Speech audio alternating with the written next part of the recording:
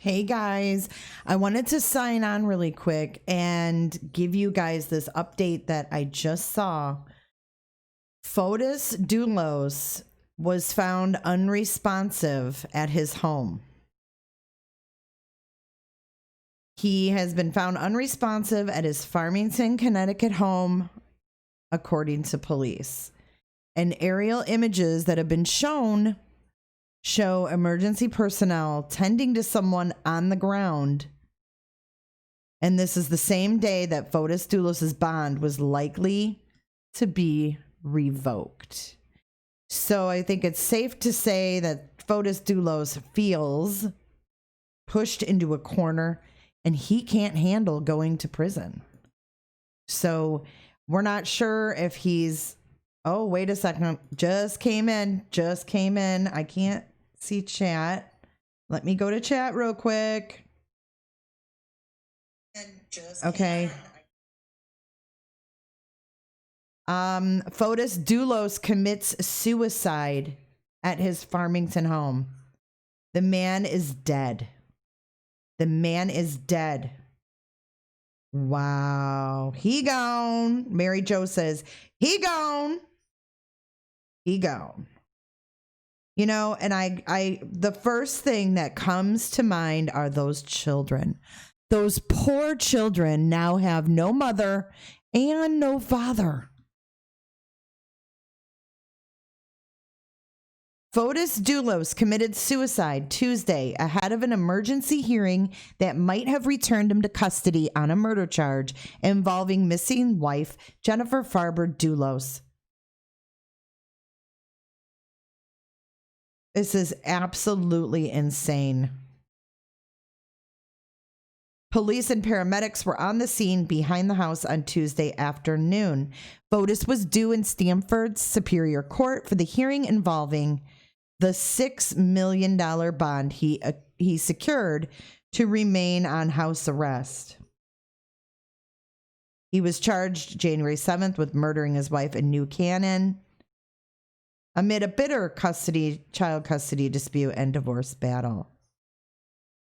His wife was last seen dropping the couple's 5 children off at their school.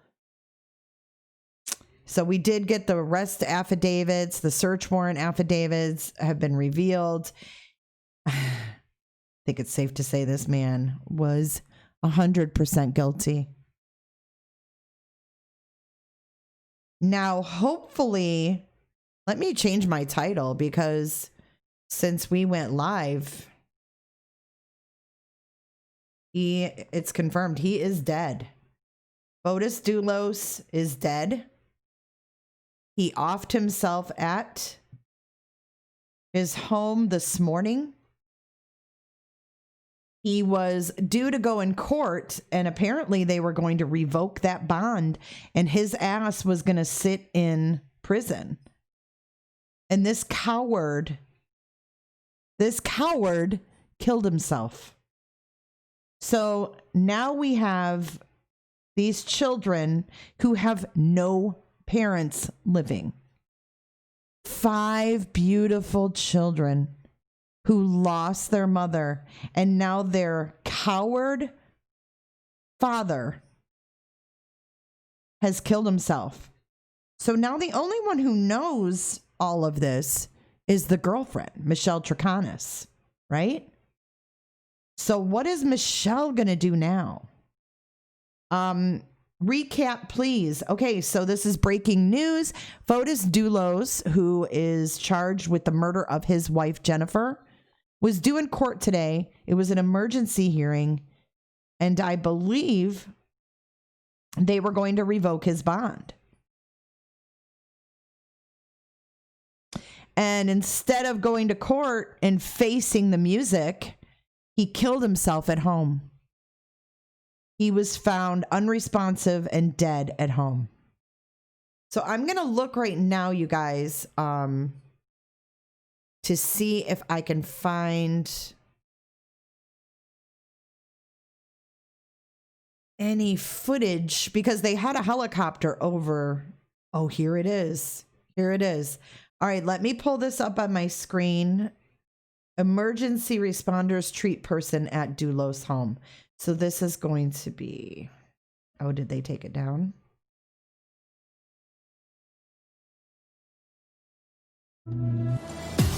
Okay, we have an ad. Let me play this ad and I'm going to share my screen. Oh my God, you guys, what a complete dickhead this guy is. For real. Unreal, unreal, unreal.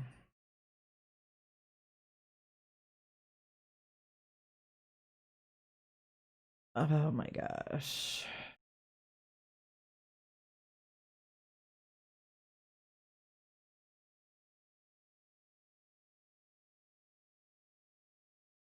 All right, I'm fixing to play this. Hold on, bear with me here. I'm doing 50 things at once. I didn't expect to go live, but I'm like, holy shit, I have to go live right now. And I have to show people this. Because I know a lot of people were waiting to see him go to court. So here you have it. He's dead. Fotis Dulos is dead.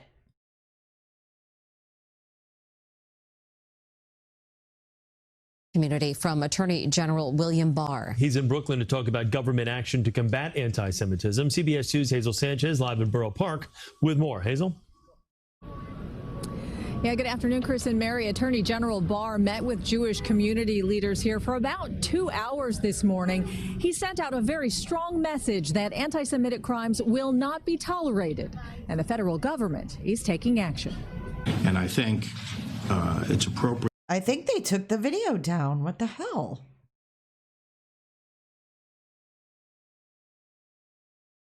Let me see. Footage from the scene showed numerous emergency responders attempting to perform CPR on a person on his property. Where in the hell is the video? I can't find it. Let me go back. Megan, what's up? Why did you say, Jay?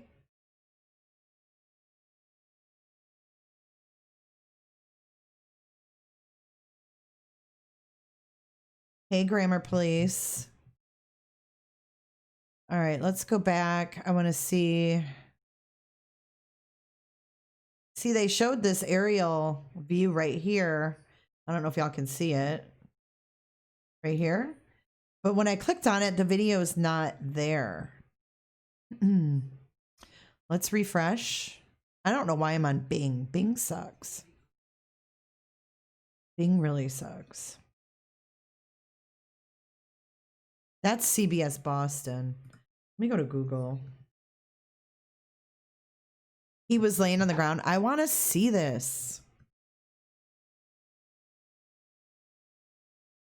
Yes, Tammy, it's true. Fotis Dulos is dead.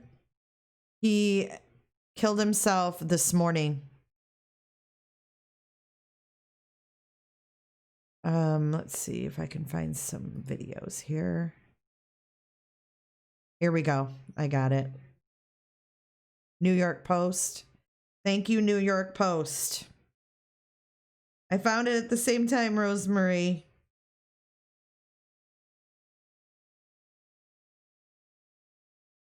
You know, I have to say, you know, no, I mean, it doesn't make me happy.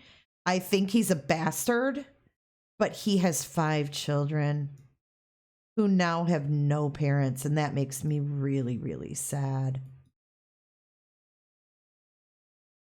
We go back to that breaking news in the Fotis Dulos case. We want to go out live to Courtney Zeller, who is live outside Fotis Dulos' home in Farmington, where there was some sort of an emergency incident just a short while ago. Courtney, we saw people administering what looked like CPR in the driveway. What can you tell us?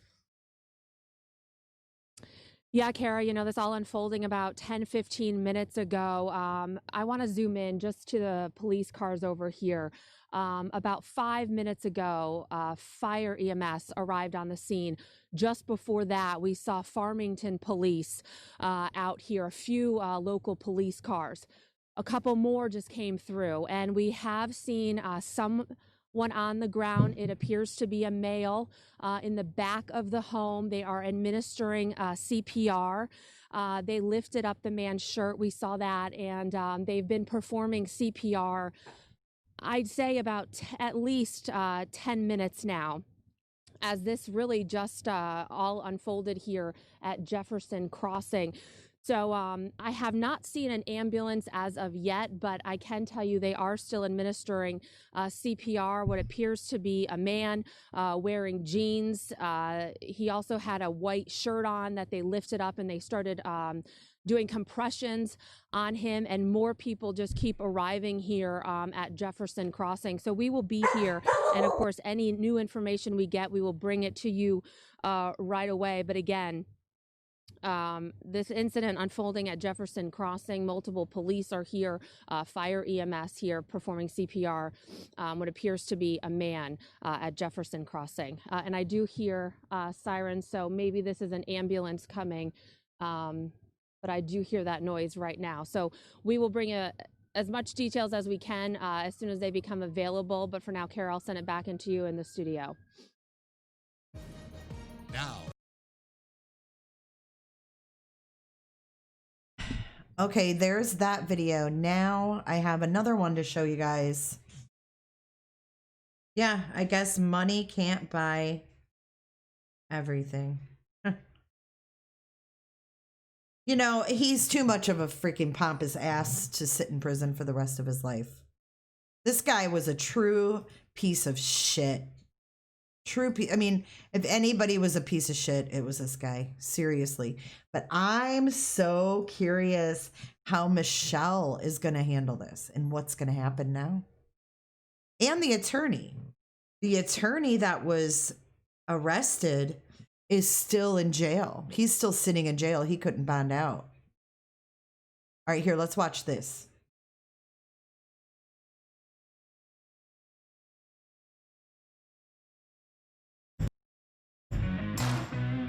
Oh, we have a little ad. Yeah, I mean, it will. Maybe he left a note, Jenny. We don't know. It's live WFSB. His lawyer isn't confirmed that he's dead. Yeah, but we see him here. Let's listen. Source close to the case confirms there are issues with the insurance company backing that bond. And Dulos has been called in to address the $6 million bond. Last week, a judge put Dulos under stricter house arrest rules after he was accused of tampering with a memorial to Jennifer Dulos. Fotis Dulos has pleaded not guilty to all charges against him in the death of his estranged wife, Jennifer. Today's hearing set for noon. We will be there to cover it. Stay with us for updates throughout the day. Okay, wait. What did she say? Sorry, my lunch just came. What did she say? Who was tampering with a memorial? Fotis? Let's listen again. Hearing loss can trigger major health concerns. I'm gonna mute it until it comes on. Dorothy, I am so sorry. I am so sorry. I want to rewatch that. Let's watch this again. Stanford today to adjust his bond. A source close to the case confirms there are issues with the insurance company backing that bond. And Dulos has been called in to address the $6 million bond. Last week, a judge put Dulos under stricter house arrest rules after he was accused of tampering with a memorial to Jennifer Dulos. What did he do to the memorial? He took it down. Where was it? I missed that. I've been really sidetracked with a lot of things going on. There's a lot of cases. I just started a new job. WFSB. Let's see. Thank you guys so much, man. I couldn't find this stuff without you. This was an impromptu live. I did not plan on going live right now. I can't stay on very long, but I do want to see this footage.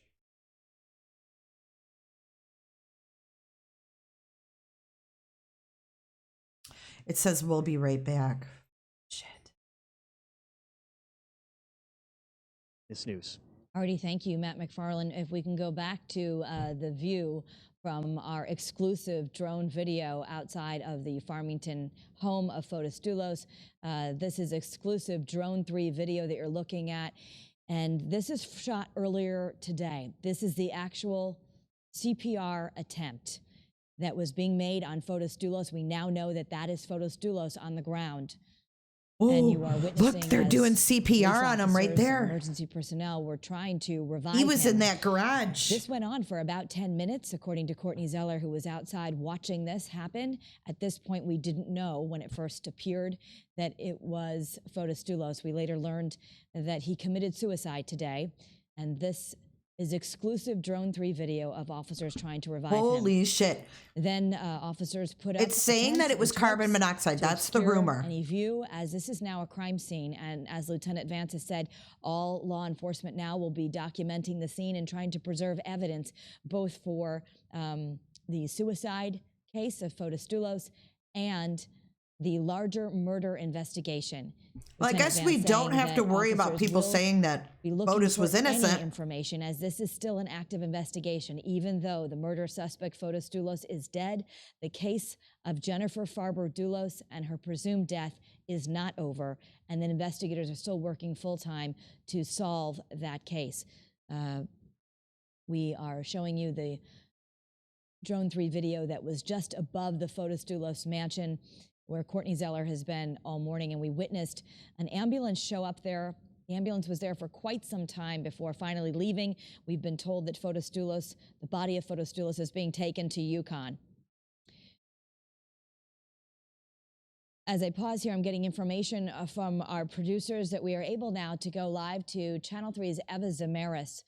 As we join Eva, we're going to just recap the timeline of events. What a dramatic day this has been, starting with an emergency bond hearing and then learning that Fotis Dulos is dead, that he has committed suicide, Eva. Good afternoon to you, Kara. What a day it has been. That's right. It changed dramatically, even within just 10 minutes or so. We're actually awaiting a press conference any minute now outside of Fotis Dulos's Jefferson Crossing home here in Farmington. Now, it just hit 8 months since Jennifer Farber Dulos went missing from New Canaan. She was last seen alive, dropping off her 5 children at school. State police have been working tirelessly over the course of these last 8 months, trying to piece this all together. And as the investigation was unfolding, we did learn recently, just earlier this month, today actually marking 3 weeks since those major developments here in this missing persons case, that 3 people were arrested exactly 3 weeks ago. Fotis Dulos, her estranged husband, Jennifer Farber Dulos's estranged husband, had been charged in connection to her disappearance and presumed death, as well as his former girlfriend, Michelle Troconis, and his close friend and former attorney, Kemma Winnie. They were charged with conspiracy to commit murder. And again, Kara, as you just mentioned just a couple of minutes ago, and I know that my colleague Courtney Zeller has been here on the scene as well, that Fotis Dulos was supposed to have a bond hearing today, that we knew that that was going to be happening in Stamford around noon. And shortly around that time, that's when this all started taking place. But again, we are going to be addressed here on the scene. We're going to be getting much more information about what unfolded here. Kara, I'm going to send it back to you. And as Eva has just said, we are awaiting a news conference from police. We did get a statement just a little while ago from Norm Pattis, the lead defense attorney in this case, who has been a vehement supporter of Fotis Dulos, often saying that he was innocent and that the state has its case all wrong. The children are with her mother, just to answer Alice Cooper's question. Goes out to his children and his family. It's just a horrible day. We do know that Norm Pattis is out of state, tending to another criminal case. We are awaiting police to give us some more information. I know that many of you on Facebook have been asking, is there a suicide note? That is something we don't know at this point. We don't know how Fotis Dulos committed suicide. We can show you, as we saw in the exclusive Drone 3 video, police were trying to revive him just outside the garage. And this was this morning. We were witnessing this on air about 12:05, I would say. It was shortly after we began the noon news that we were in place to watch Fotis Dulos go to his bond hearing at Stamford Superior Court, when instead we witnessed a CPR attempt going on in his driveway just outside the garage of the mansion that Eva Zamaris is standing outside of in Farmington. This news is just starting to ripple through, as where Matt McFarland was at Stamford Superior Court. They were all set for a bond hearing, and then they had to bring down the cameras, and court, of course, was not going to happen on that bond hearing. We understand he was being brought in because there were some questions about the financial backing of the bond. The insurance company that was backing that bond had issues with perhaps some of the collateral that was being put up, are what we're seeing from different reports. So we're looking now at the Drone 3 video that happened shortly after the CPR attempt. We understand that attempt went on for about 10 minutes. That's about the time that Courtney Zeller said she watched it go on. And then later, the tents and the tarps have been put up to protect that as now a crime scene. We understand the body of Fotis Dulos is being brought to the UConn Medical Center in Farmington. That was according to his other defense attorney, Kevin, who would not confirm the death, but said that that's where the body was being taken. If you're just joining us, we are awaiting information from police. We understand they're going to be having a news conference very soon, which is why we're staying on air here to bring you the very latest in this very dramatic day in the murder charges against Fotis Dulos, who was supposed to appear for a bond hearing and now we understand is dead by suicide.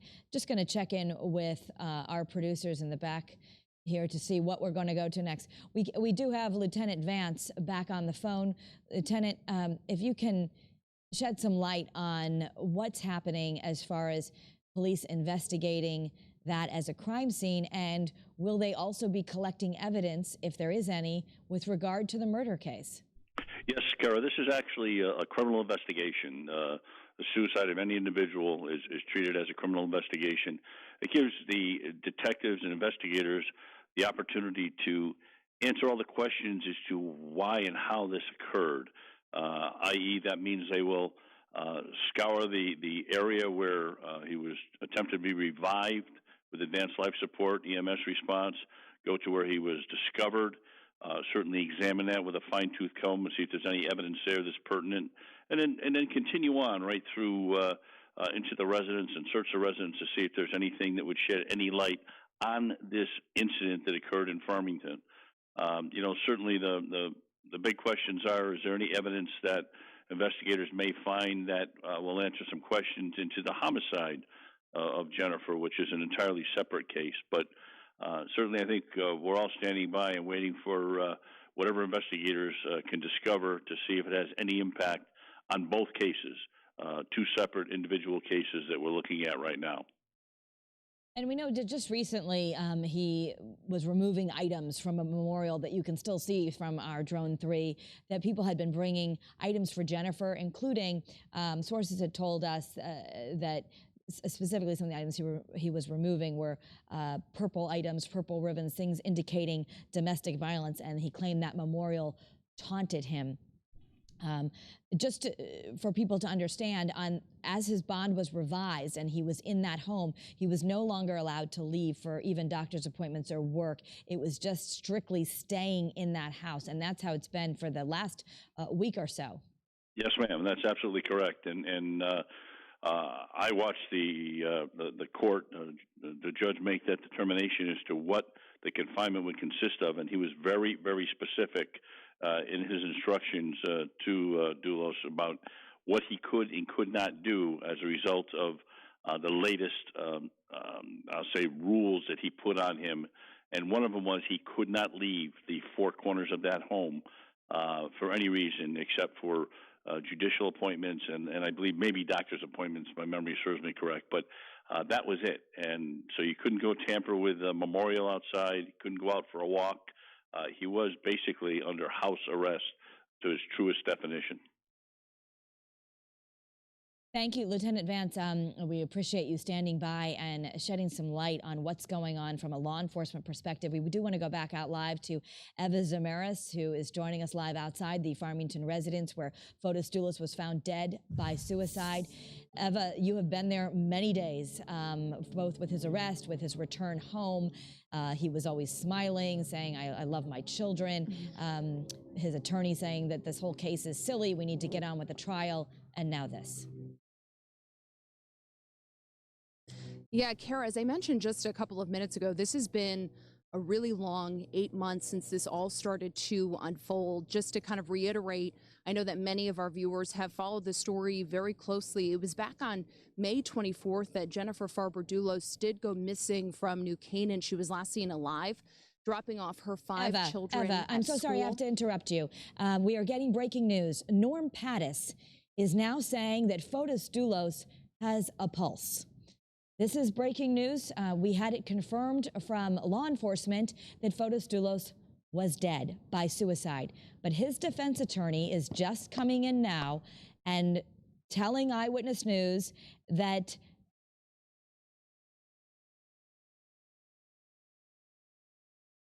okay, Norm Pattis has just released a statement saying, I'm told that Fotis Dulos is on his way to the hospital and he has a pulse. My thoughts and prayers are with him. Now, just 10 minutes ago, Norm Pattis issued a statement saying, this is a shocking and truly sad day. Pattis said, my heart goes out to his children and his family. It's just a horrible day. But now we are hearing from Norm Pattis, the defense attorney in this murder case, that Fotis Dulos has a pulse.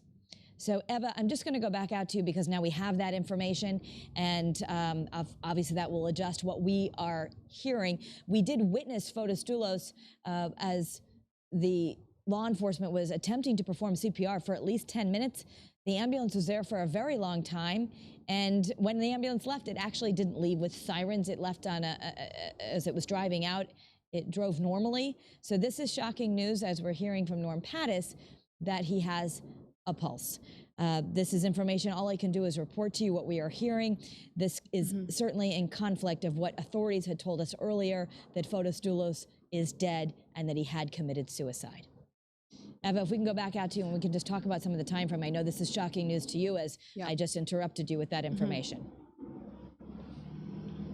Yeah, and Kara, we're going to get information here on the scene, hopefully within the next couple of minutes or so. So hopefully we can clear up everything that we've been hearing. I know that we had that confirmed from authorities, but again, we're hearing some different information now from Norm Pattis. But like I said, we're going to be briefed here on the scene, hopefully within just a couple of minutes or so. But just to recap this timeline and the investigation, I know that many people have followed this very closely. Again, it just marked 8 months since Jennifer Farber Dulos went missing. Over the course of those 8 months, state police have worked tirelessly to piece this all together, trying to figure out exactly what might have happened or led up to her disappearance. And today marked 3 weeks since I was standing at this very spot that we did get word that Fotis Dulos had been charged with murder. State police believing that he brutally attacked Jennifer Farber Dulos inside of her New Canaan home more than 8 months ago now, ultimately killing her and trying to cover it all up. We also had gotten word that 2 other people had been charged in connection to her disappearance and presumed death. His former girlfriend, Michelle Draconis, and his friend and former attorney, Kent Mawhinney. They were also charged and arrested just 3 weeks ago today. Now, again, state police say that this investigation is far from over. The biggest question in all of this still does remain, where is Jennifer Farber Dulos? We know that over the course of these 8 months, state police have been looking all over the state, following every tip and lead that they might have gotten in this investigation, trying to answer that very question. And to this day, more than 8 months later, they still don't have the answer to that. But again, this is another development in the case that, again, we're going to be following very closely here in Kara. As I've been saying, we are awaiting a press conference within the next couple of minutes or so where we should clarify all of that information. Already, thank you so much, Eva, as you're standing outside where so many dramatic events have unfolded live on television today. If we can perhaps walk our viewers through as we wait for the police press conference. If you're just joining us, we do have exclusive Drone 3 video of what happened early this morning. Actually, it was about, not so early this morning, about 12:05 as Eyewitness News at noon was underway. And we were reporting that Fotis Dulos would have to go in for a bond hearing. We then saw through Drone 3 a CPR attempt of a man in the driveway outside of Fotis Dulos' mansion in Farmington. It was then reported that Fotis Dulos had attempted suicide, and later that Fotis Dulos was in fact dead. We are now hearing from his attorney, Norm Pattis, that after efforts to revive him, there is a pulse, and that there's apparently going to be a news conference outside of the University of Connecticut Medical Center in Farmington. We are going to be able to hear from a member of his legal team. Do we have that now? Okay, I'd like to bring in a member of Fotis Dulos' legal team with a comment. As I understand it, he is being taken to UConn Health Center, and that's really, at this point, all that we know.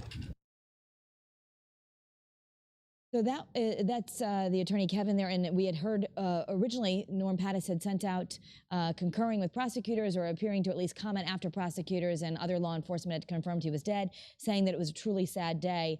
Now Norm Pattis has said he is en route to the hospital and that there is a pulse and that his thoughts and prayers are with his client, Fotis Dulos. So we understand that Channel 3's Mike Savino will be at the news conference at UConn Health Center in Farmington, and we'll be bringing that news conference to you live in just a moment.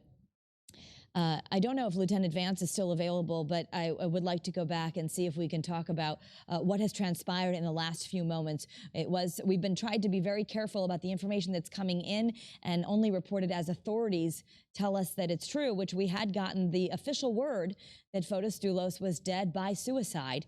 And now we're hearing that perhaps those attempts to revive him in the driveway were somewhat successful because he has a pulse. Lieutenant Vance, are you on the line?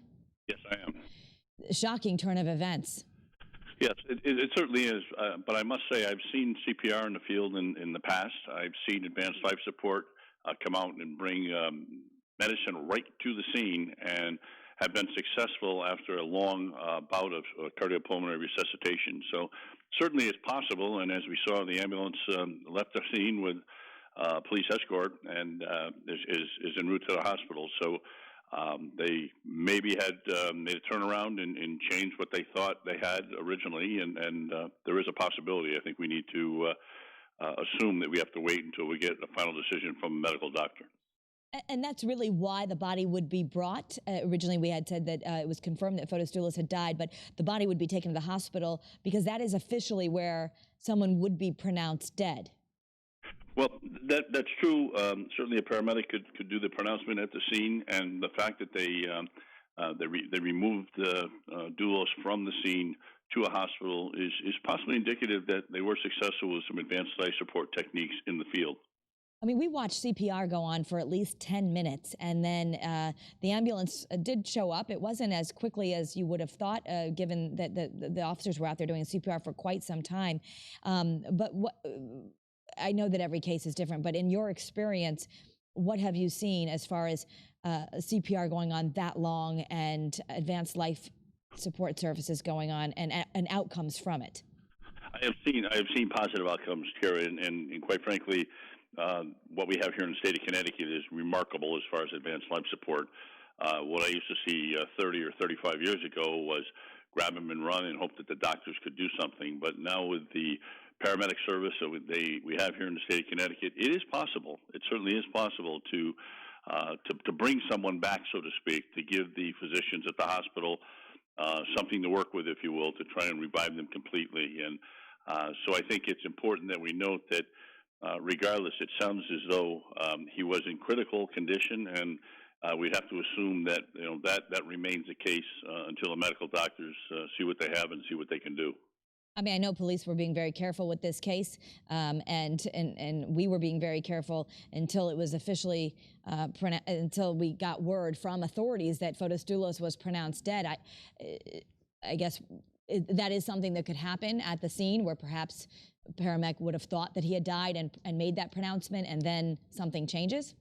That's a possibility. That certainly is a possibility. Is possibly an EMT starts up a resuscitation and doesn't think he or she are making progress, and then paramedics get there with advanced life support and really can change the outcome. It can change what the original responders thought they had. Like I say, we're very fortunate in the state of Connecticut. We have such great advanced life support to make a difference in a lot of these cases.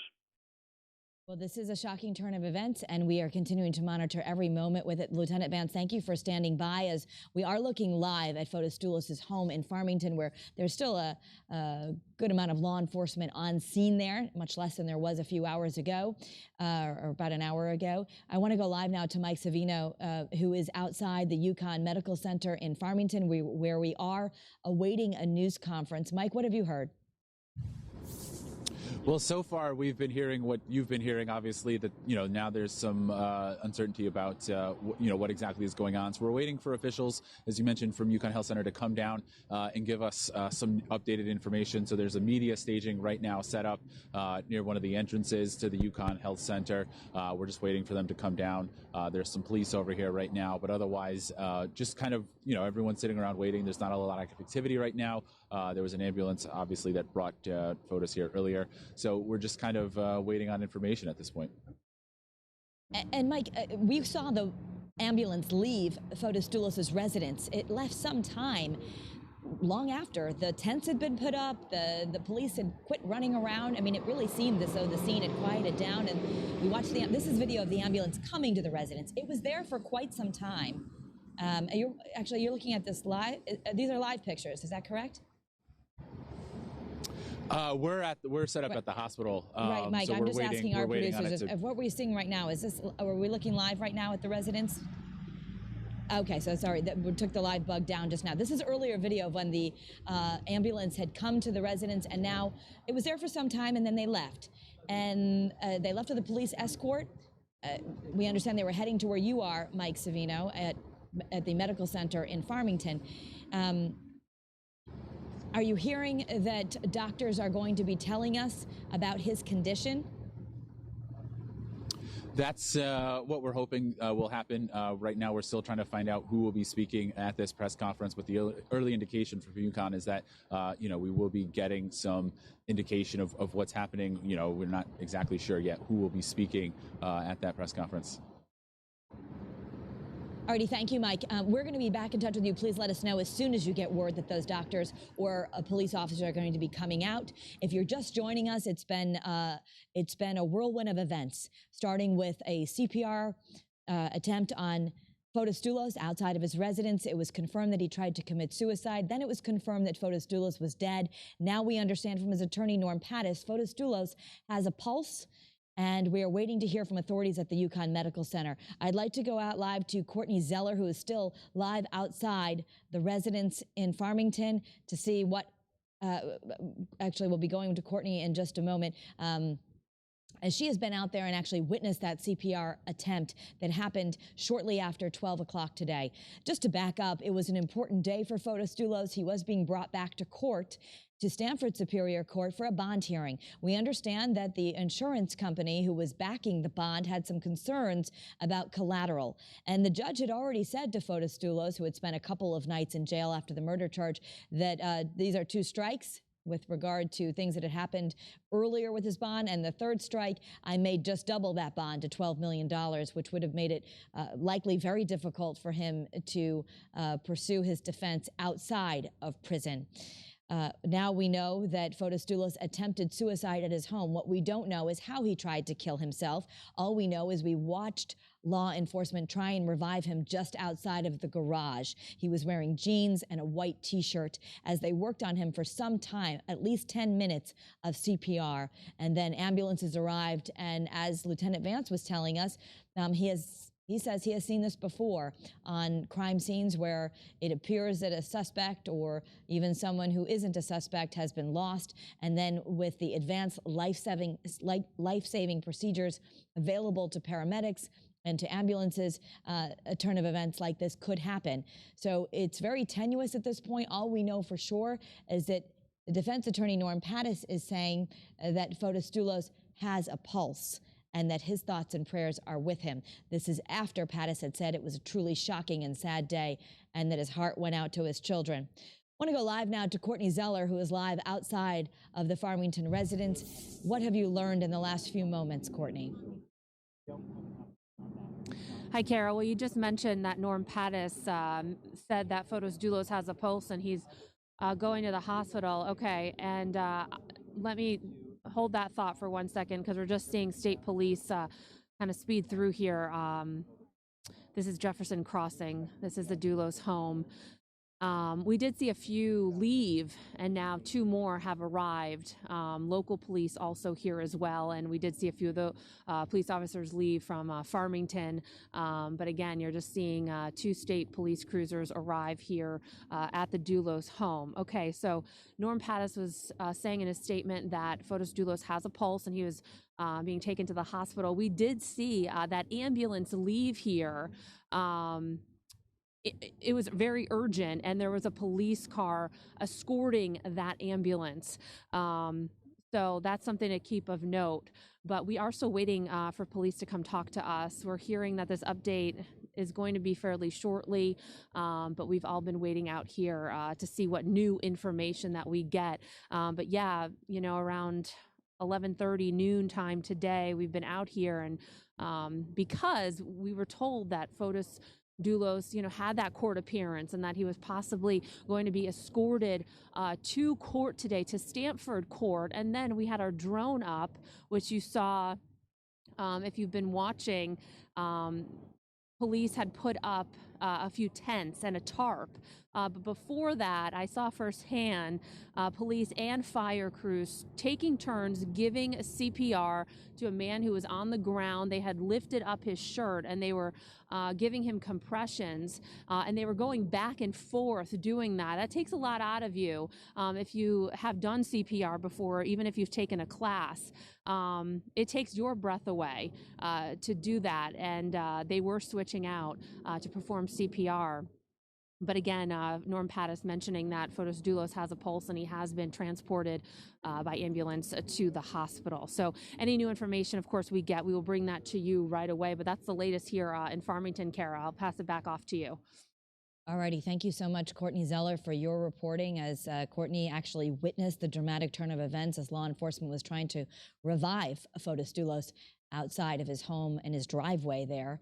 And we would like now to go live to Eva Zamaras, who is also live near the Farmington estate, with some information as we continue to wait for this police news conference. It certainly, Eva, has been a lot of confusion, as first not knowing who was even on the ground, to learning that Fotis Dulos attempted suicide, to hearing that he was dead, and to now hearing that he has a pulse. Eva?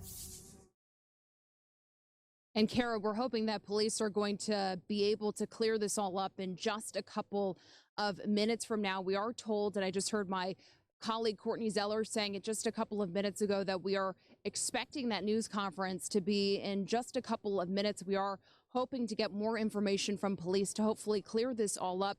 From what we were told earlier today to what we're now learning from Norm Pattis, again, we are awaiting that update. Now, just to kind of walk you through the steps a little bit, we keep recapping the case as we are awaiting that press conference that's going to hopefully be happening in just a couple of minutes. It's been a months-long investigation. This stretches all the way back to May 24th, when Jennifer Farber Dulos, the mother of 5, went missing from New Canaan. State police have been working around the clock on this case, following every lead and tip that came into them, hoping to answer that ultimate question: where is Jennifer? And while state police have not been able to answer that question quite yet, they do reiterate and maintain this is still very much an active and ongoing investigation. Now, it was exactly 3 weeks ago that we were standing in this very spot in Farmington outside of Fotis Dulos' Jefferson Crossing home that we did see state police show up in droves, a number of state police cruisers coming into Jefferson Crossing and parking outside of the Dulos mansion here in Farmington. And within about 10 minutes, we saw Fotis Dulos being taken away in state police custody, his attorney, Norm Pattis, trailing that state police convoy. He came out of his car, and he did tell us that his client, it was his belief that his Jennifer went missing sometime in your...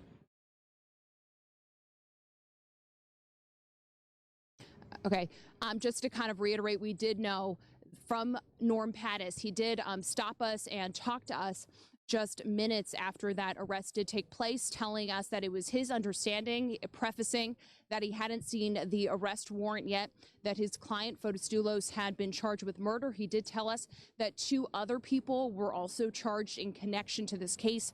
And we later learned that those 2 other people were his former girlfriend, Michelle Troconis, someone else that we knew about from the very beginning, someone that state police had mentioned and talked about early in their investigation. Now, we also learned of a 3rd person that had not been known to us just yet, Kent Mawhinney. He is a close friend of Fotis Dulos. He was a former attorney for Fotis Dulos, and we learned that both Kent Mawhinney and Michelle Troconis had been charged in connection to this case, both being charged with conspiracy to commit murder. So 3 weeks ago, those 3 major arrests were made.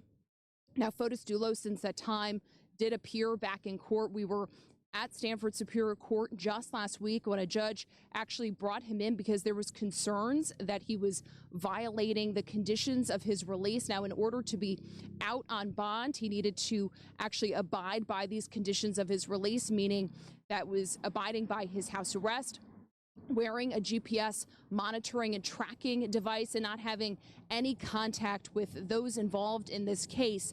And he did have a hearing because there was concern from the state's perspective that he was violating those conditions of his release. And that actually stemmed from him making a stop that the state argued was not an approved stop for him to make. And that was just outside of his Jefferson Crossing home, where a memorial is set up for Jennifer Farber Dulos. That memorial still stands. There are a number of flowers, candles, a Justice for Jennifer banner as well. That's right outside of this home, and the state was arguing that he shouldn't have stopped there, that he actually did take items from that memorial that Norm Pattis, his attorney, actually said were taunting Fotis Dulos.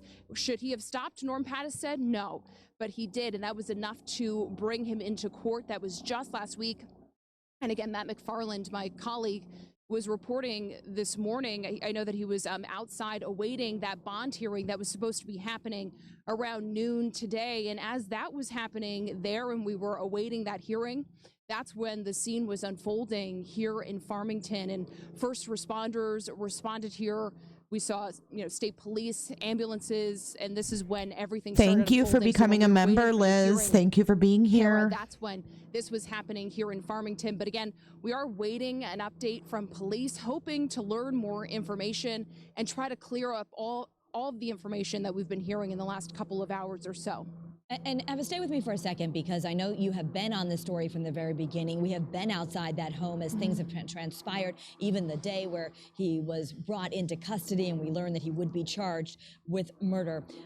We can let people know that what happened today, it started with seeing a scene outside where Fotis Dulos was being revived by law enforcement. At first, we didn't even know it was him. And then a confirmation that he tried to commit suicide. Now, as of about 1:30, we understand state police are planning a news conference at the UConn Medical Center in Farmington. So we should be able to get some clarity of what happened from hearing that Fotis Dulos was dead to now hearing from Fotis Dulos' attorney that he's en route to the hospital with a pulse. Our thoughts and prayers are with him. That was the last thing we heard. But Eva, if you're still there, even what we do know for sure is that he tried to commit suicide. That fact has not changed, according to authorities. And that's certainly in sharp contrast to what we have seen from a very well-dressed, very smiling Fotis Dulos, often looking outside at the window and smiling at reporters. This does seem to be a grave departure from the suspect we have seen on TV up to this point. Yeah, Kara, you're right. And after he was arrested over the summer, this is now 7-8 months ago now, we actually were outside of his Jefferson Crossing home here in Farmington when he was first fitted with an ankle monitor, that GPS tracking device. And Fotis Dulos was out for a run. He actually ran by all of our news cars.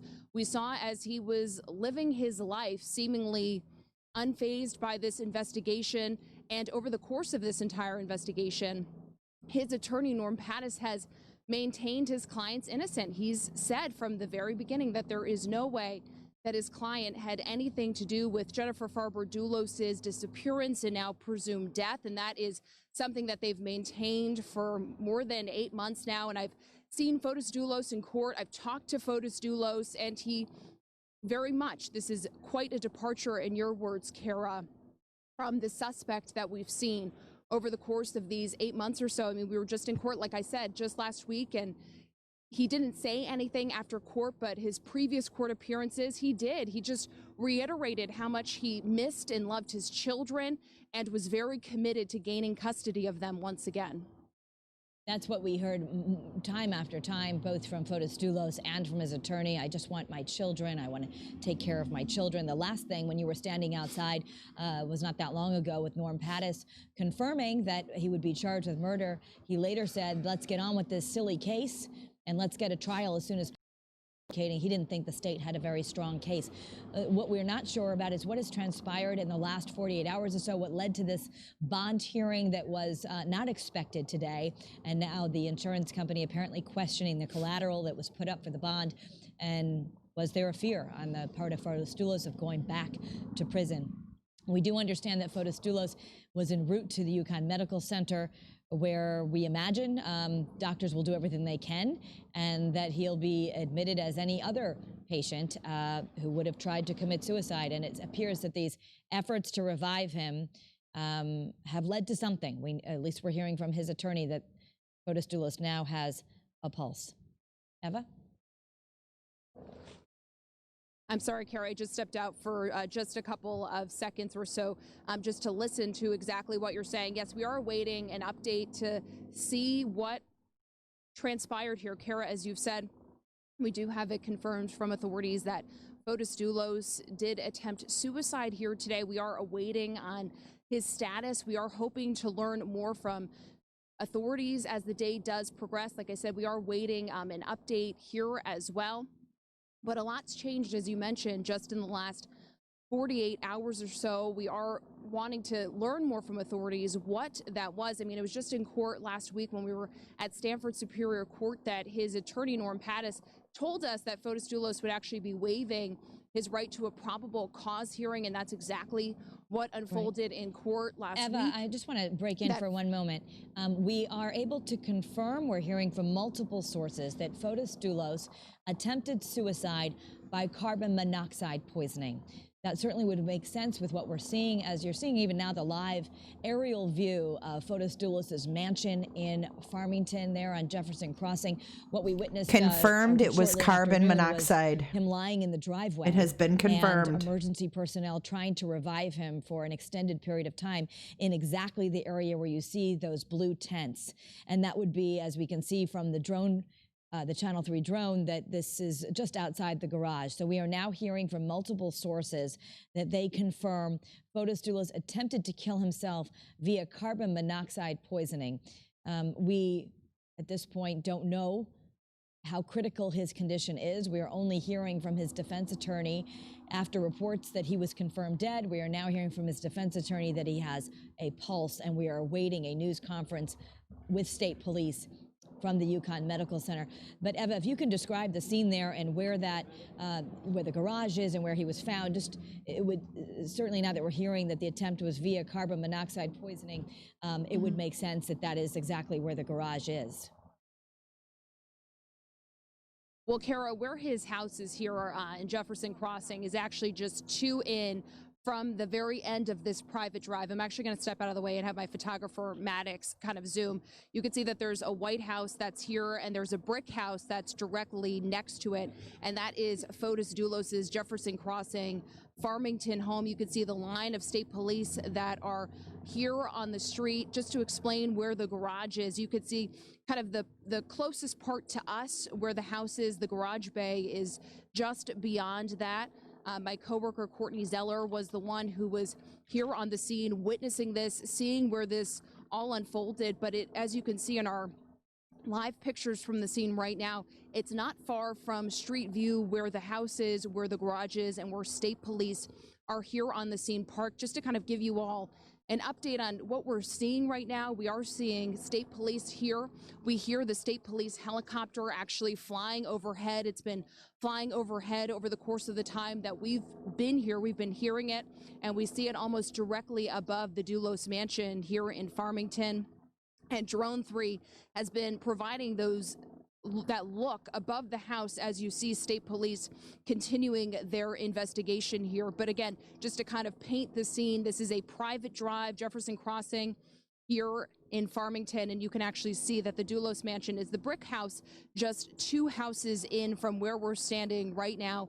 The bay not far, the garage bay not far from where we are right now, where state police is parked. But again, state police remain here on the scene. We can actually see the state police helicopter flying almost directly over the Dulos mansion here in Farmington. I believe that we're panning to those live pictures. They've been hovering over the scene for quite some time now. We're actually taking some live pictures. I know that we're trying to get a viewpoint. We can actually see it right now. That's the state police helicopter that's been flying here overhead on the scene.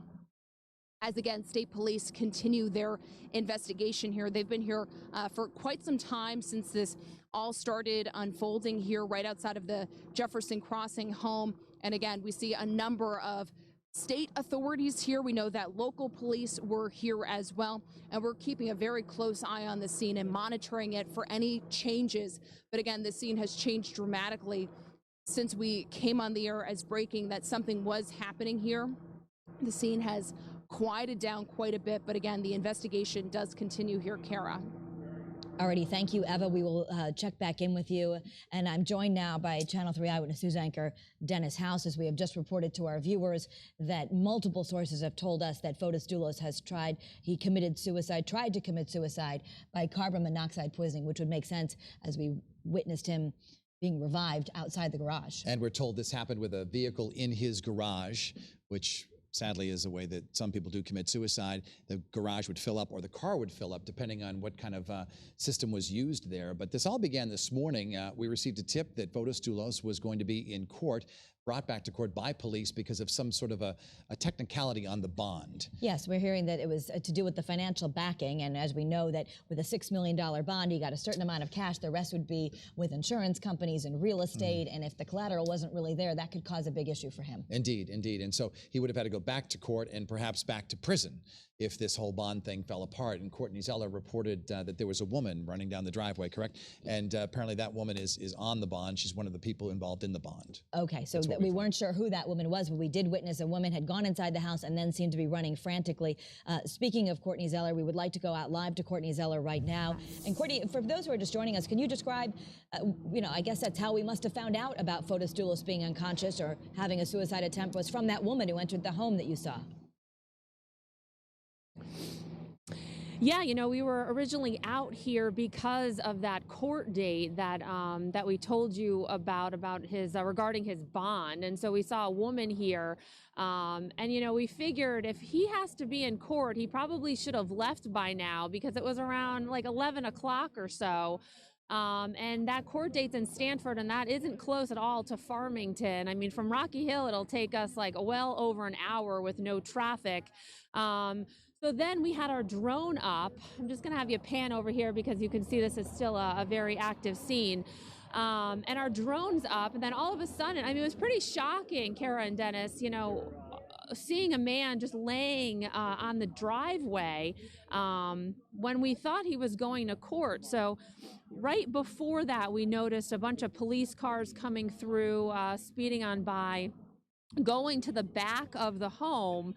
And then they started performing CPR on Fotis Dulos, but he was wearing jeans and he had a white t-shirt on, and they lifted up his t-shirt. And between fire crews and police officers, they were going back and forth performing that CPR. It went on for 10 minutes because I made sure to time it, because in these situations, I'm sure I've called an ambulance for a loved one before. I'm sure you have too. And it feels like it takes forever for them to get there. But they were really just behind those officers when the 2 ambulances arrived. And they continued those compressions. And then we did notice them put up those 2 blue tents, and then they had a yellow tarp. And, it could very well be to cover our drone as well. There's a few drones that were eventually out here at one point. So they probably wanted to shy away from that footage. But yeah, so still a very active scene out here, but I saw it all unfold. It's pretty shocking to see them performing those compressions, and then a few ambulances came, and then we noticed one leaving by police escort. And like Eva was saying, we are expecting an update here fairly shortly from state police. So we hope to get some more of our questions answered, and we, of course, will bring that to you live on the air. Kara, Dennis. Thank you, right. Courtney. Courtney, thank you so much. What a turn of events today, though. Of course, I was watching as you announced that Fotis Dulos was dead. Several sources had told us this, and then shortly thereafter, we got a tip and then confirmation that he was in fact alive with a faint pulse. With a faint pulse. And people are wondering, how could this happen? Lieutenant Vance did say he has seen this before, that he's watched people be pronounced dead by a paramedic, and then extensive care is given. We know that we watched him get CPR for a long time. Okay, so who do we think the woman was? Did they say? I might have missed that. If they said who the woman was running out of the house and down the driveway? I mean, could it be Michelle? I want to stay on here and wait for this press conference so we can get some definitive news. In the meantime, if you would like to support my stream, please consider becoming a member of my channel. And you can do that by clicking the join button on my channel, or the mods have put that link in chat.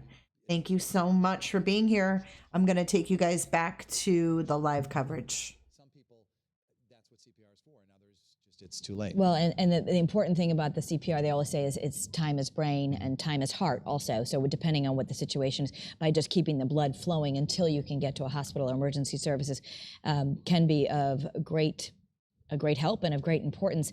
It has been a remarkable turn of events as we now understand that the woman who was walking into the Fotis Dulos home about noon, turns out that she was related to that bond hearing, and they wondered why he hadn't left yet. And now what we don't know is how long had he been there? How long had he been laying in the garage? If, in fact, that's what happened with, we're hearing he tried to commit suicide by carbon monoxide poisoning. Yeah, we don't know the woman's name. We know that she's a friend of Fotis Dulos and that her name apparently is in some of the bond paperwork. Okay. She's an indemnitor. And so she apparently must have found him and then they'll call the authorities, they're saying, correct? Right, and the authorities were going there anyway. The only reason why our reporters were outside that home was to watch him leave for the bond hearing. And then we started seeing, via the exclusive video on the Channel 3 drone, that someone was being given CPR in the driveway. So they obviously had found Fotis Dulos in the garage there, and apparently, all we saw was a man who they were trying to revive there in the driveway, and shortly thereafter they started to put out tents to obscure the view from the drones that were in the air. Good enough. We're going to join Channel 3's Mike Savina. He's right now outside the UConn Health Center in Farmington, where Fotis Dulos is there right now. And Mike, what have you learned? Well, we're still waiting to hear from the health center. I know earlier we had reported that we were waiting on a press conference, but just a few minutes ago, we had somebody actually come down from the health center telling us that they don't actually have any plans to come talk to us right now. So we're still waiting on confirmation from the health center about their role here. We haven't heard anything from them about whether or not Fotis has come here, whether he's already here or whether they're waiting for him. So we're also waiting to see. They were trying to get police here to maybe give us an update on what's going on, since there is several media outlets already here. They are trying to see if they can get us some information, but telling us right now that they're really waiting on Farmington police or state police to give them their cue, that this is their investigation to sort of give out information. So as of right now, we aren't really getting much here from UConn Health Center. Looking at the video from the mansion on Jefferson Crossing, there you see the ambulance leaving right now with a state police This is an earlier escort. video when the ambulance had left, with presumably with Fotis's body inside en route. Being followed by Farmington police, and now they are, of course, that entourage is now at the UConn Health Center. And Mike, do we have any idea as to when this news conference is going to take place? No, again, they're waiting on Farmington police to really take the lead here. They're, obviously inside working on whoever has been taken here so far. But more importantly, they're waiting on Farmington police and state police to sort of give an indication on what information they want to be released. So they're not going to be taking the lead in terms of coming out here, talking about who's here, what their status is. They're really leaving it up to the investigators to control the information. So, with that, we're also waiting on, when a press conference could be. This employee who came down a few minutes ago said that there's nothing in their plans to do anything anytime soon. So, it's not really clear when we might hear anything from the health center. Farmington for us today. All right, we'll check in with you a little bit later on. Thank you. Channel 3's Eva Zamaris is outside the Fotis Dulos home in Farmington. She's standing by the memorial. And Eva, this memorial is something that was a big factor in the case, because this is the very memorial that he was upset with and said was taunting him. And he removed things from it, and that led to a revision in his bond. Yeah, Kara, you're right. We were just at Stanford Superior Court just last week talking about this very memorial. I'm actually going to have my photographer Maddox pan over here so you can see exactly the memorial that we're talking about. You can see that it's quite beautiful. There are a number of bouquets here. There are candles here as well. If you look all the way down, we see a canister with a candle saying, "We miss you." We see some Diet Coke bottles within it. I was actually wondering what the significance of that was when I was looking at the memorial this morning. But this is actually the memorial that the state was accusing Fotis Dulos with tampering with, and that was actually enough to bring him in and talk about it in front of a judge in Stanford Superior Court just last week. So after Fotis Dulos was released on bond, he was put on house arrest. He was fitted with a GPS monitoring device, and there were a number of conditions for his release. So how it works and how it's been explained to us is that when Fotis Dulos was placed on house arrest, there are several approved stops that he can make, whether it be to work, to his attorney's office, to the doctor, to church, if that's approved. And you have to get these stops approved in order to leave your house and for that to be okay. Fotis Dulos, from our understanding, was coming back and actually made a stop right outside of his Jefferson Crossing home here in Farmington to this very memorial. And that's when the state argued that Fotis Dulos was seen getting out of his car, coming over here and taking items from this memorial that has been set up for Jennifer Farber Dulos. And the state argued that this was in violation of his bond and the conditions of his release, saying that this was not an approved stop. And actually, the judge really came after Fotis Dulos last week, saying, quote, this was a direct quote from court last week, that what he did was stupid, that he should not have been able to do this and leave. And it was actually enough for the state to come after him, saying that this was in violation of the conditions of his release, that he should have not been coming over here. And when we questioned Norm Pattis, his attorney, after court last week, saying what were those items that Fotis Dulos actually took, Norm Pattis could not answer that question. But he did say several times that these items were taunting him, that this memorial that's in place here is not for Jennifer Farber Dulos, but instead to taunt Fotis. And every time that he is allowed to come in and out of his Jefferson Crossing home, he passes by this memorial and it's taunting him. But many have fired back, especially on social media, saying that this memorial is for Jennifer and to Jennifer. And actually, if we pan just behind me, you could see tied on the tree here, there's actually a Justice for a Jennifer ribbon that's here, again, not far from his home here on Jefferson Crossing. And again, I just want to show the memorial one more time to our viewers here as well. You can see that there are a number of bouquets. Many of them actually look quite new, that this is a growing memorial, that people have stopped here to drop off items.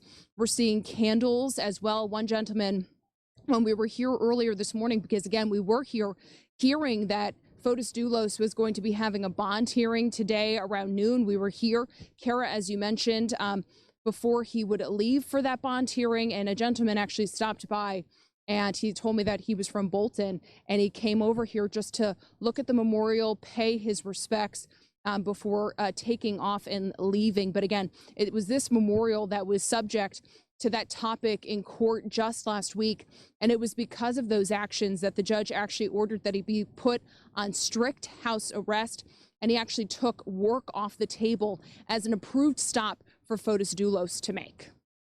Thank you, Eva. And in fact, when that happened, I know that Norm Pattis had argued that that would be a great financial hardship, that Fotis Dulos needed to at least even selling one home would change his financial picture greatly.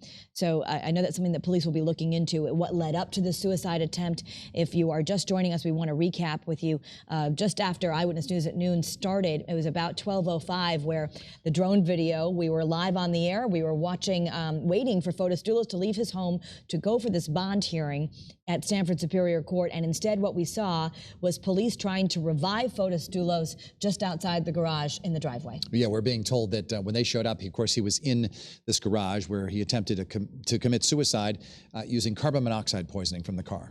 I don't know if we have that video available to us, but it is exclusive Drone 3 video of what happened earlier today when police first arrived, and there was some sort of report with a woman who had entered, and then assumedly you realized that he was not en route to the bond hearing, and she had found him, and then authorities were alerted. After that, there came confirmation that he committed suicide, and later confirmation that he was dead. At this point, we are hearing from his defense attorney, Norm Pattis, that there is some sort of a faint pulse, so that in fact the information that he was dead may not have been accurate at all. And we heard that from Pattis's colleague Kevin Smith earlier in Stanford, outside Stanford Superior Court. This, we are told, is now a live picture of the scene, and there you see the Fotis Dulos mansion at Jefferson Crossing. This is the back of the mansion, correct, where you pull around. And just outside the garage bay, and just under those tents, Dennis, was where we witnessed the CPR happening. And not sure if what kind of car that is to the left, if that's the car that they're looking at that he was using. I know he's got a black Chevy Suburban. We don't see that there. And you can see investigators going through. They put up those tents, and this is basically to shield the media from seeing what's going on, essentially. Right. In the earlier video from our drone, it was a very clear view of the CPR that was happening to revive Fotis Dulos. I want to bring in Lieutenant Paul Vance, who has been with us all morning long, as he joins us on the phone. And I understand you can see what we're seeing, Lieutenant Vance. So where do we go from here? Lieutenant Vance, can you hear us? Okay, so we have just lost Lieutenant Vance, but earlier he was saying, and this bears repeating for our viewers who are joining us now, that the case is not over, despite, even when it was assumed that he was dead. He said the murder case would not be over. The investigators are still working full time to gather evidence in the murder of Jennifer Farber Dulos. We also have some questions about what about the other two people who are charged as co-conspirators in this case. We have not heard any word yet about Michelle Troconis and about Kent Mawhinney. Michelle Troconis is free on bond, but Kent Mawhinney is in custody, and the status of their cases, or have they heard this news? Well, yeah, I mean, presumably they've heard the news because it has certainly spread all across Connecticut. Whether they can react to it legally, I don't know, because of the gag order in the case, whether they're allowed to say anything about it. That's a question that we'll have to ask one of our legal experts. So, just to give people an instance of what's happened since the murder charge, we know that there were behind-the-scenes negotiations going on for some time. Norm Pattis had said they were working to put things in place should he ever be charged with murder. Then it was a much higher bond, and he managed to, after spending a couple of nights in prison, to scrape together the money to make that bond go in place. And now we understand he was being brought back, that there was the fear that this bond could be revoked and that he would have to spend his time in prison. We don't know if that's a motive, but certainly that was what was transpiring before the suicide attempt. Yeah, we're told that he was going to apparently go to this bond hearing by himself. He was going to drive in his own vehicle, correct? And then we're hearing later that the police were sent over. So whether they were sent over because they had been called that he was unconscious, or they were going to get him to bring him to the court, we'll have to wait and see on that as well. So a stunning turn of events outside the Fotis Dulos mansion in Farmington. We have not yet heard any new statement from the Jennifer Dulos family. They had issued a statement the day of the charges. We have not heard anything yet. The most recent comment really has come from Norm Pattis, who, after saying my heart goes out to his children and family, now says that he was en route to the hospital and that there was a pulse and that his thoughts and prayers are with him. We understand that what would happen behind the scenes at the UConn Medical Center is they would be doing regular testing, perhaps a CT scan, anything they can to find out his situation and what might help him. Because he was out for so long, we know those compressions went on for at least 10 minutes, according to Courtney Zeller, who was reporting on that. We are now joined on the Eyewitness Newsline by Lieutenant Paul Vance, retired from State Police, who now works as a police consultant for us. Lieutenant Vance, good to see you back here with us. Hi, good to be with you. Thanks for joining us. And I know you've been with us throughout the morning, and one of the things you wanted to stress is that from a criminal perspective, this case is not over.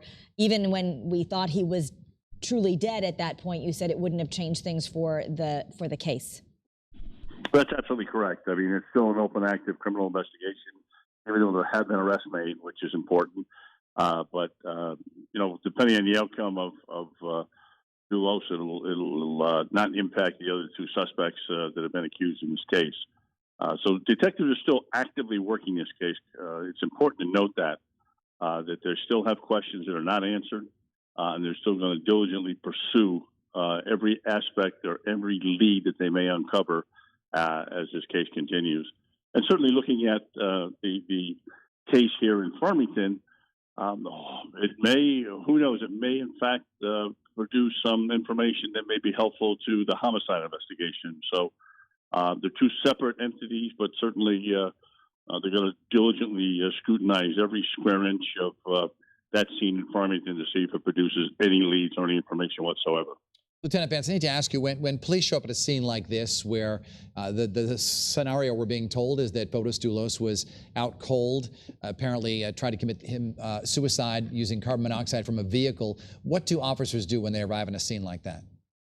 Well, hats off to Farmington. They did a spectacular job, Farmington police, when they responded, because it appears from the information that we're able to uncover so far that they were able to bring him out to fresh air, bring him out into the driveway, the back of the residence there, and initiate CPR. And as you've been reporting, it's important that you get that started as quickly as possible, checking for a pulse, respiration, and then beginning compressions and mouth-to-mouth breathing as required. It appears as the quicker you get that done, the more chance of survival a person has. And certainly you saw EMS respond, the fire service, and whatnot. All coming and getting involved in the emergency care, of the patient at that scene. So certainly, hats off to them. They did a spectacular job in performing those emergency rescues. Lieutenant Vance, there's some concern as people are wondering, how do you get this information? How could this information change? He's dead, he's not dead. But I want to bring back what our earlier conversation was, that you said you have actually seen this on scenes before, where a paramedic would perhaps even pronounce someone dead, and then that can change because of the life-saving techniques that they have. So not even necessarily that everything was wrong, that he perhaps, when sources confirmed to us he was dead, that might have been their thinking at that time, and things can shift. Well, certainly. I mean, the care begun by EMTs or first responders, and certainly when advanced life support gets there, and they have the sophisticated medical equipment that they're able to utilize in the field, and the medications and the IVs and what have you. Sometimes they're able to turn a situation and make it better, if you will. So certainly, at some point in time, someone might have walked away and said, "That doesn't look good," and someone might have interpreted that as being that he's deceased, but not necessarily the case, because I know emergency care is continued if there's any hope whatsoever of survival of that person. It does not stop until a medical doctor causes it to stop. Lieutenant, have you seen this before, where a suspect who is accused of a murder and facing some pretty credible evidence committed suicide? I got to be honest with you. In Connecticut, no. Personally, I have not. But as you well know, across the country, there have been some high-profile cases that Sure. have been out there where this has occurred.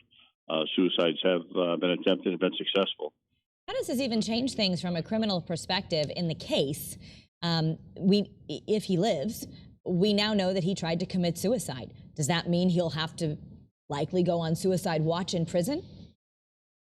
That'll be, again, up to the authorities, to the judge in Superior Court. And, I'm sure that there'll be conversations about that if that comes to fruition, if that, in fact, is the case.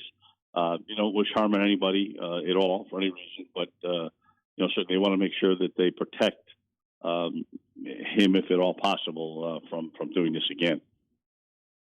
And we were talking earlier that though he was on strict home confinement, had a GPS monitor, Lieutenant Vance, you said that only does location.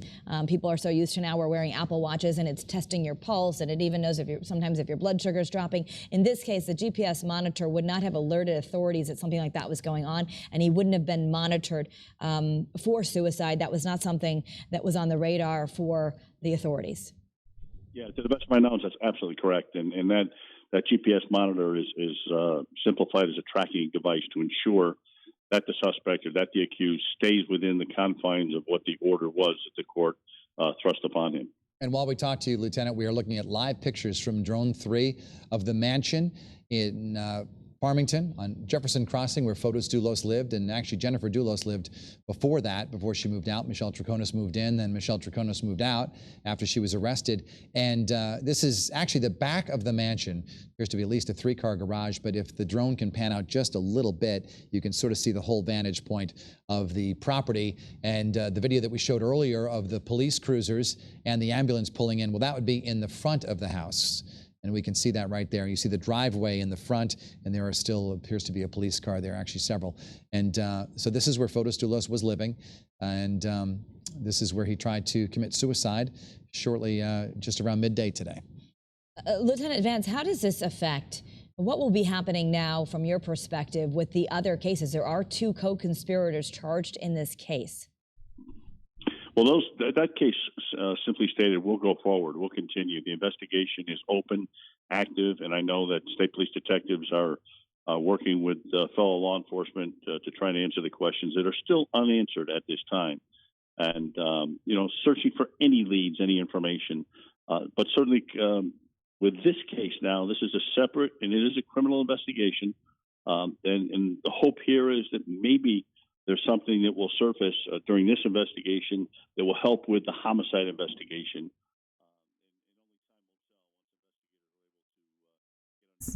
So to answer a couple questions in chat,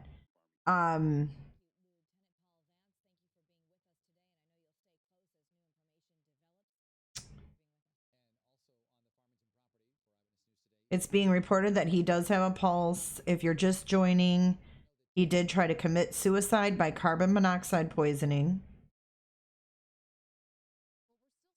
Michelle is bonded out. The only one that didn't bond out was the lawyer friend. He's the one that's still sitting in prison. Thank you guys for being here. I want to thank everyone for taking the time out of their day to tune in to J is for Justice. We have breaking news on Fotis Dulos. We've been following this case for quite some time now. And now we have Fotis Dulos has attempted suicide. He supposedly has a pulse at the hospital. So we're waiting for a press conference, but we don't know when that's going to happen. What channel is this? This is... excuse me, Eyewitness News 3, WFSB. Well, they thought he was dead. It was reported that he was dead, and they cut in and they said, hold on a minute, we're getting news that he has a pulse. So that changed. Thank you, True Helper. True Helper just shared the link to become a sponsor of my channel. If you guys like my channel, if you like what I'm doing and you want to support my stream, please consider becoming a sponsor for my channel.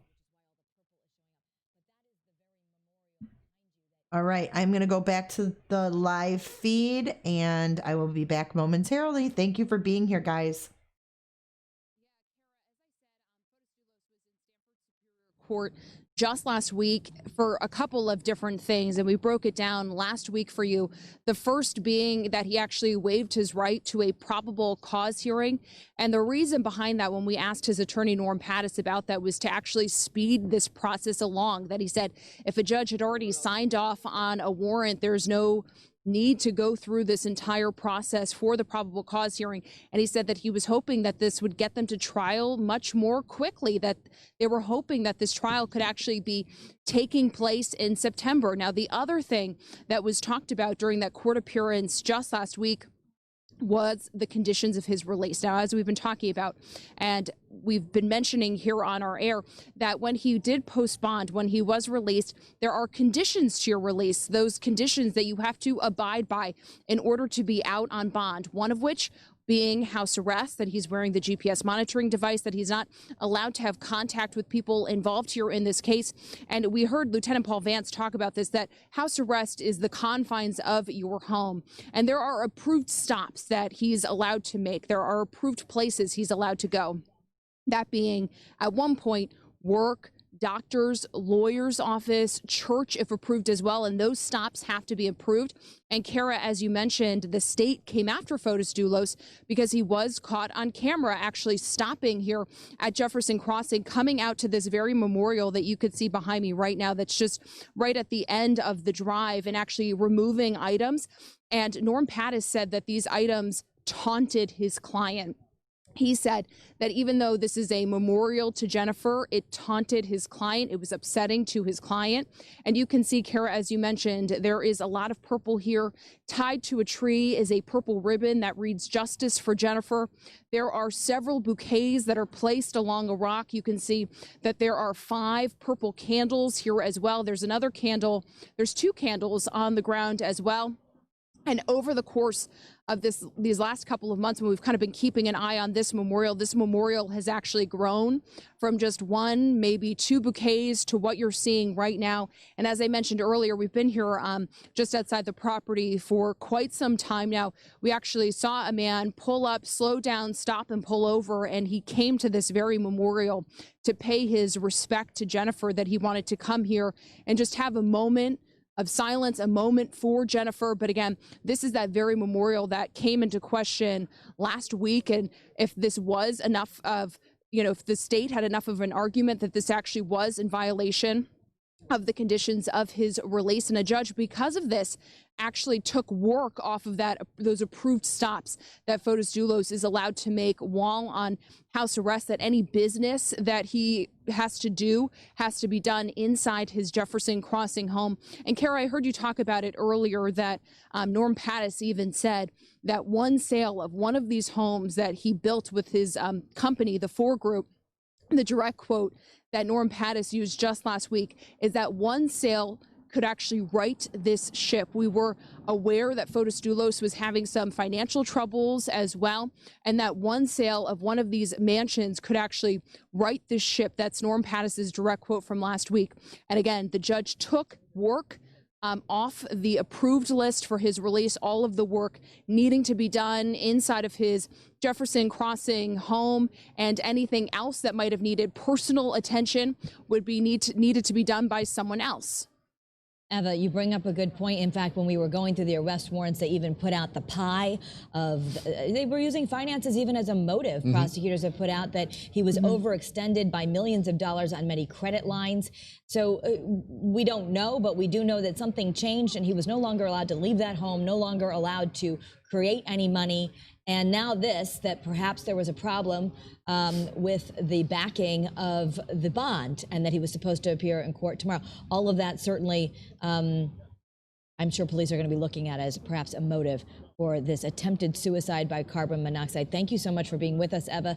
I'm sure we're going to check in with you again. We have just learned that the state police are planning on holding a news conference in about 12 minutes from now, around 2:30, they say. Yes, we're going to be getting an update, obviously, on what happened at the Dulos mansion, what's happening right now at the UConn Health Center. If you're just joining us, of course, it's been kind of a chaotic morning because initially it was just a routine, or somewhat routine bond hearing. And then it became an emergency bond hearing.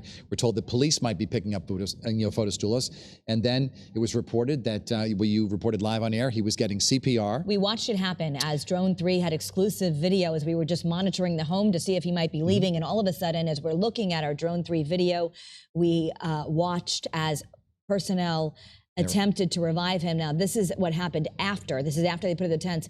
But there was earlier video where our viewers who were joining us, and I don't know if we can bring that up, they were actually reviving Fotis Dulos at that time, and we had clear view of them performing CPR on him. For about 10 minutes or so. And then it was reported, multiple sources told Eyewitness News and other media agencies, that he was dead. And so we reported that Fotis Dulos was dead. A short time later, we heard some tips and later confirmed by his attorney, Norm Pattis, that indeed he was alive, but with a faint pulse. One of our reporters who was on the scene all day and witnessed much of this is Channel 3's Courtney Zeller, and she joins us now live from the Dulos property, or near the Dulos property. And Courtney, I want to ask you, because earlier today you talked about this woman who showed up at the home. We've since learned, we don't have her name yet, but we've since learned that she was part of the bond package and that she's listed in some of the bond paperwork. Tell us what you witnessed when she came there. Well, yeah, you know, my colleague Eva Zamaris was actually here, and we came to basically relieve her, and she was filling me in, saying that there was this woman who showed up at the home, you know, shortly around like 11 o'clock or so this morning. And we originally were here because of this bond hearing, and we were told by sources that Fotis Dulos was going to be escorted to this bond hearing. Someone was going to pick him up, whether that was going to be state police or one of his attorneys. We didn't know, but we were told that he was going to be taken. And so, you know, it's 11 o'clock and he needed to be in Stanford. And it does take a while to get to Stanford from Farmington, definitely over an hour. So yeah, this woman was here. She was kind of walking around, I guess, the front of the house. And then she left. And that's what Eva Zamaris told me that she had seen with her own eyes. This woman left. And then a short time after that, that's when we saw local police show up, and then state police showed up, and we're looking at our drone footage, and all of a sudden we see this man laying on the pavement in the back of his home near the garage, and police and then fire crews showed up as well, and they're taking turns doing CPR, and apparently they were doing CPR on Fotis Dulos for about, I mean, it was about 10 minutes or if not longer. And then that's when ambulances showed up. We saw an ambulance leave by police escort. And during that time, that woman showed up again. And we saw her on our footage. She was running behind the back of the house, I'm assuming, to check on Mr. Dulos. But you had mentioned a little while ago, Dennis, that this press conference is starting in about 10 minutes or so, 12 minutes from now. So we're hoping to get a little more information. But sources also mentioned, if you haven't heard this, that he was trying to commit suicide by carbon monoxide. And they pulled him out, Lieutenant Vance was saying, to get some fresh air, and then they started those compressions. Dennis, Kara. And, you know, Courtney, just to repeat, you said they went on for about 10 minutes or so, correct, the compressions? Yeah. Yeah, about 10 minutes. And I made sure to time it because in these kinds of situations, it seems like it takes forever. It seems like it takes forever for an ambulance to get here. It seems like it takes forever, you know, for fire crews and to police to show up. But once they started those compressions, it was 10 minutes, and then the ambulance arrived on scene. There was actually two. I saw a Yukon ambulance and then another local ambulance as well. The video is pretty dramatic. I'm hoping we can show that to you of him actually when they first arrived at the scene. As of right now, a lot of people witnessed that video on air, but we're not going to be showing it again for the time being. But this is what happened. It was one of those things that our drone was just over the house, and we were looking for Fotis Dulos to come out and go to court like he has done many times before.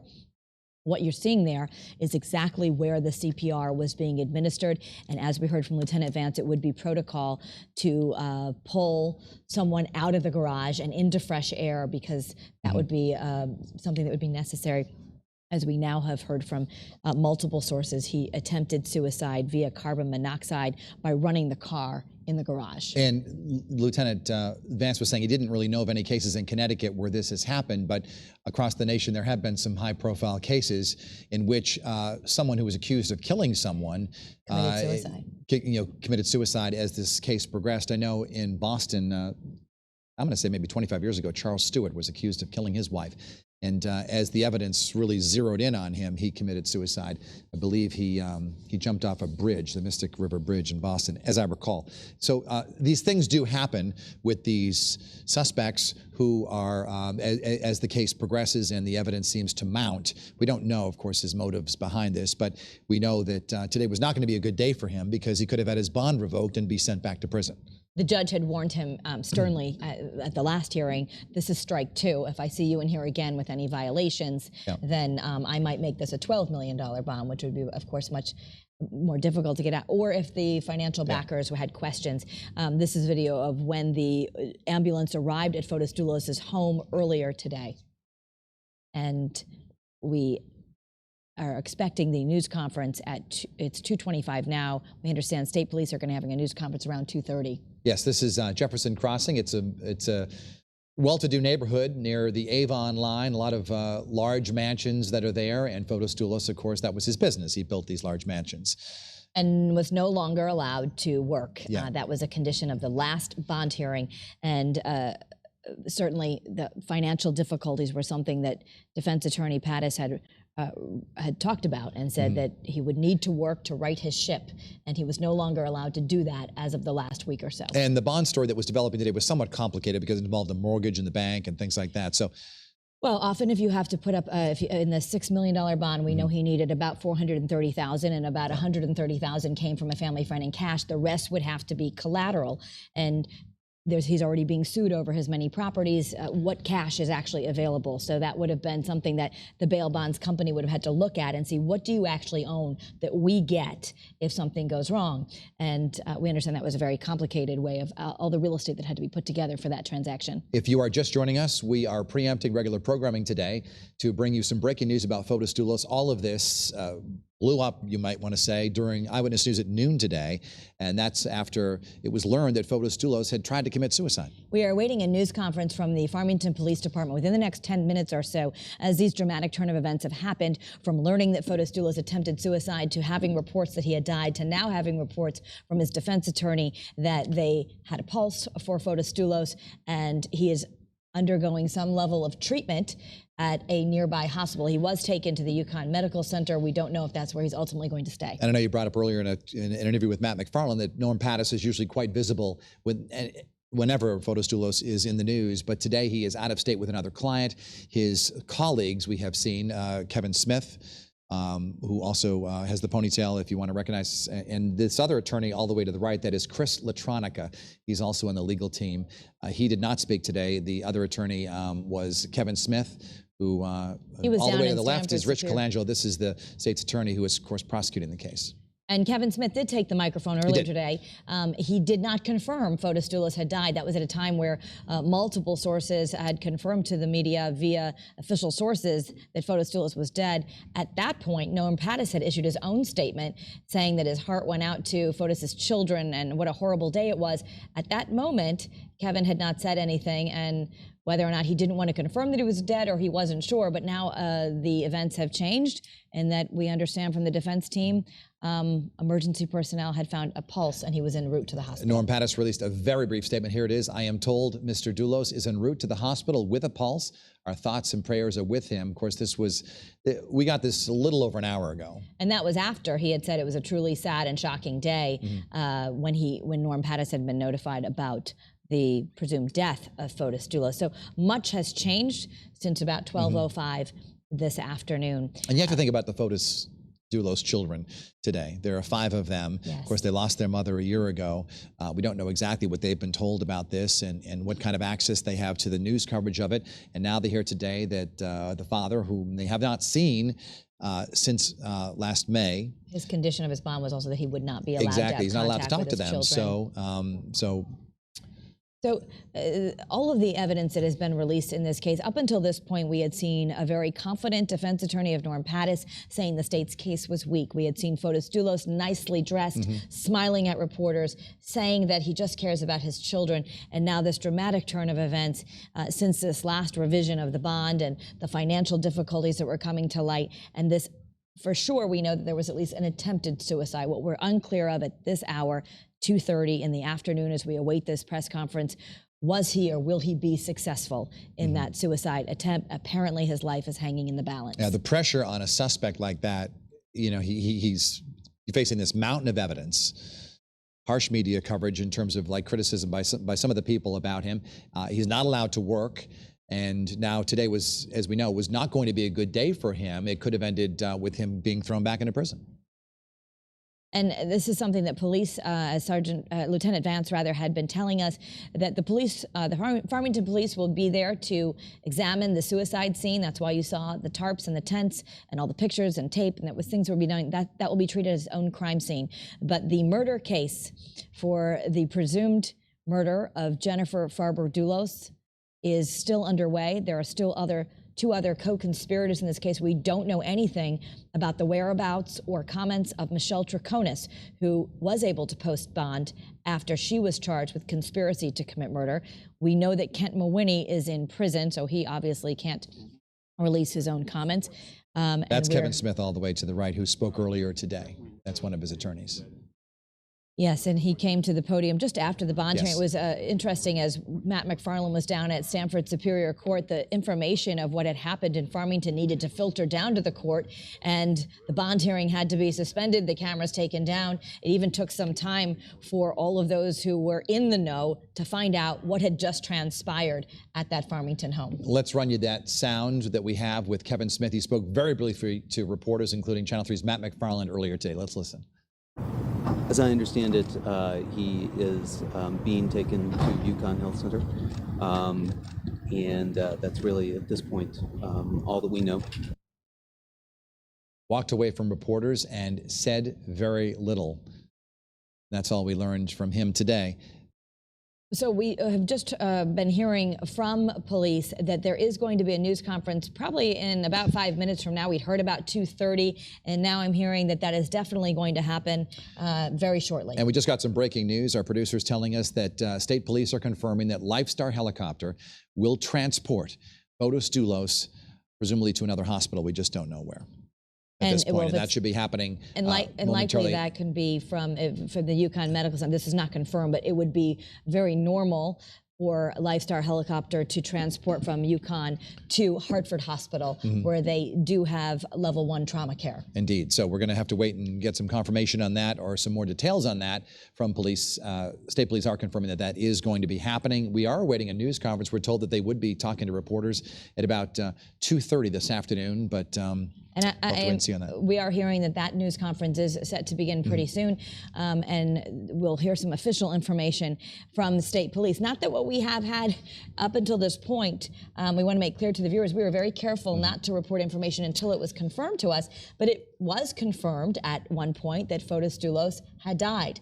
And then we had different information coming from his defense team, which Lieutenant Vance said can happen in those life-saving attempts en route to a hospital. The Fotis Dulos case began on Memorial Day weekend of last year. That Friday, Jennifer Dulos was last seen after she dropped off her children at a school in New Canaan. And later that evening, it was reported by her friends, reported her missing to police. Hearts have been breaking ever since that time. Fotis Dulos, of course, in our system is innocent until proven guilty, but there was one thing that everyone could be united about, and just how horrible it was for these 5 children who are now in the care of their grandmother, and how awful this has been for them.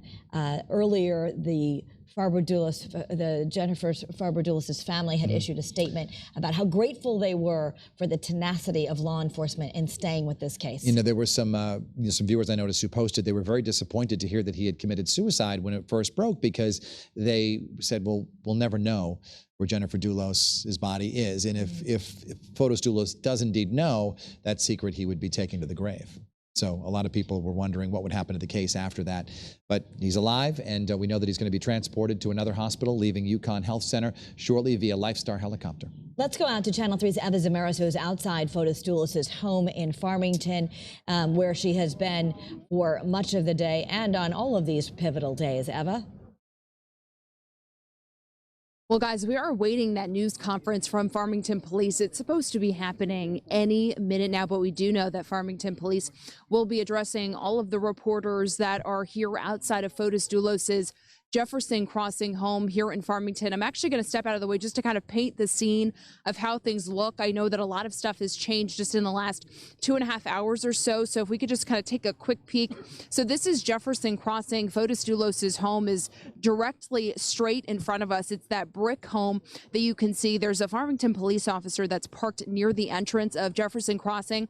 And it's a little hard to see from this vantage point, but there are a number of state police cars and cruisers that are parked directly across from Fotis Dulos' home. I think when I was on the other side of the street, I saw about 5 or 6 of them. But again, the scene has changed dramatically since about noontime when my coworker Courtney Zeller saw that massive response here from the fire department, state and local police, UConn. The ambulance was here as well. Again, that all unfolding about 2.5 hours ago. But again, we are awaiting a press conference to get some information from Farmington Police about what had unfolded here. And again, we are expecting that to happen any minute now. We haven't seen state police group together quite yet, looking like they're going to come and speak with us. But again, we are expecting this to happen any minute from now. Eva, we want to just break in here. We've got some pictures of a Lifestar medical helicopter has just arrived at the UConn Health Center in Farmington. They've just landed. Okay, they've taken off now, and we're hoping to get some video of that. But we understand that Lifestar is transporting Fotis Dulos to another hospital, perhaps Hartford Hospital, where they have level 1 trauma, and Lifestar is grounded at Hartford Hospital. So you are looking live at a picture of Lifestar helicopter containing Fotis Dulos, who is apparently had a pulse. We don't know his condition right now. They're not saying what kind of condition he's in, but he was apparently out cold from a suicide attempt where they had to resuscitate him using compressions and CPR. And after several official sources said Fotis Dulos had died from this suicide attempt that they believed at the time was successful from carbon monoxide poisoning in the garage.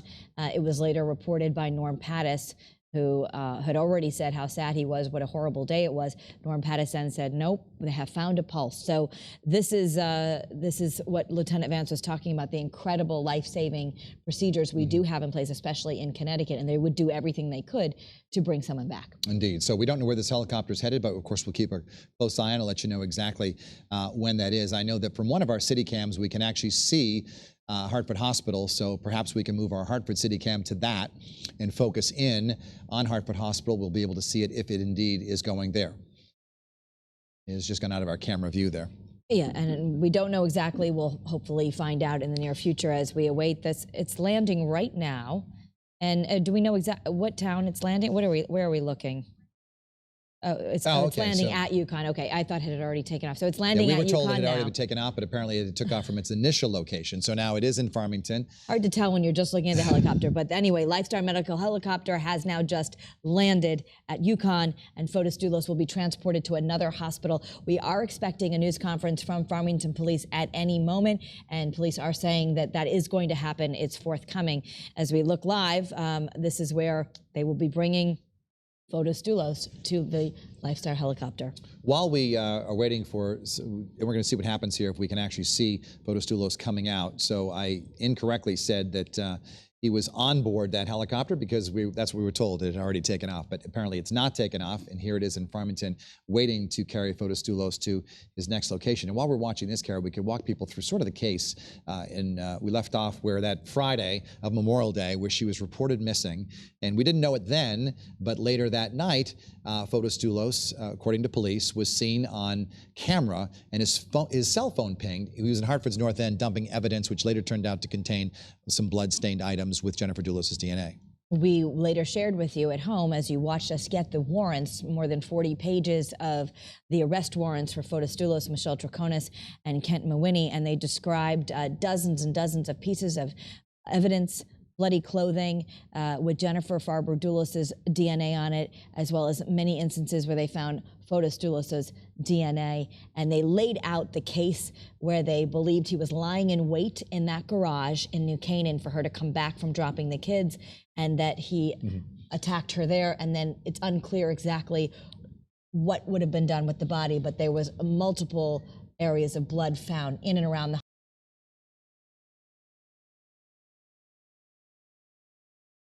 home and in all the vehicles. And he and his girlfriend, she was referred to as the Argentinian paramour, apparently. In divorce documents, Michelle Troconis, who's from Argentina, was having an affair with Fotis Dulos, and Jennifer Dulos found out about it. She moved out to New Canaan. Fotis Dulos and Michelle Troconis were arrested the following week, but not charged with murder. They were charged with interfering with or fabricating, destroying evidence. Okay, hold on one second. We're just looking getting at some live pictures where they are appearing to bring a stretcher. There is no sign of Fotis Dulos at this point, but we're going to walk you through as we watch what happens here. You know, interesting, as all the deep documents have come out, it really detailed what a difficult and, according to Jennifer Farber Dulos, violent relationship they had. The nanny reported to police that he had tried to run her over with a car at one point. She had written in a blog that she feared she might end up in a body bag.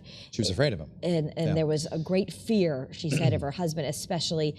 She said if she tried to leave or take the children, she feared that he would hurt her. And she did go missing after a pivotal point in their custody case, and she had left the marital home. And, you know, you talk to both sides in this case, Carrie, and they have differing views of the evidence. Prosecutors say it's a very strong case. Norm Pattis will say, well, there's a lot of holes in it. But it's just circumstantial evidence. Circumstantial evidence. There's still no body. He suggested that she might be alive last summer. And the medical examiner later testified to police, as they interviewed him, that she suffered wounds that were not survivable. Yes. Judging by the amount of blood. That is what was put in those arrest warrants. That was one of the reasons they were able to bring forth that murder charge. Many have asked, how were they able to charge him with murder without a body? And the answer, police have said that can happen. Prosecutors felt they had enough information, especially with the other two co-conspirators, where they detailed they believed this was a great plot to murder Jennifer Farber Dulos. And so what you're looking at right now is Lifestar helicopter, which we are told by state police will carry Fotis Dulos from the hospital here in Farmington, the UConn Health Center, to another hospital. So we're unclear where he's going to be taken, and as any citizen, he's innocent until proven guilty, and his defense team will work to certainly protect him and his privacy. But in this stunning turn of events, we know that he, according to his defense attorney, has some level of a pulse, and so they're likely going to a hospital that will have that same type of advanced care that they can perhaps try and continue to bring him back fully. And this was supposed to be all for an emergency bond hearing today. That's why Fotis Dulos was in the news at midday today. He was expected to appear in court because of some bond technicality that could have resulted in at least part of the bond being revoked and him being sent back to prison. We know that he spent a couple of nights in prison as he tried to get the resources together to post bond. He spent at least one night there, and we understand that after the bond was changed just last week, where he was no longer allowed to work, no longer allowed to go to doctor's appointment, no longer allowed to leave the confines of his home. We don't know what happened to his mental state since those restrictions changed, but we do know he attempted suicide this morning. Let's see if we can check back in with Drone 3 to get a good look at Fotis Dulos' mansion in Jefferson Crossing to see what's going on there. And there you see still those state police tents, or the police tents have been set up, and they were set up mostly to obscure the view of the media from this drone. They didn't want, apparently, us seeing what was going on there. But if you look at that, earlier today we had some video. You saw it happen actually live. one of the garages. It appears to be 5 garages, right, Kara? 1, 2, 3. There's a middle one, and so it does. As you see 2 bays, and then another 2 bays, and then a center bay. So and what we understand is that they would have brought him out of the far bay. The 5th one in. And that Lieutenant Vance explained that would be protocol to immediately bring someone out into the fresh air as you administer CPR and other life-saving procedures. Exactly. And the video that we do have that we were broadcasting live at noon actually showed a couple of officers running to his side and then another one bringing out a big bag of equipment.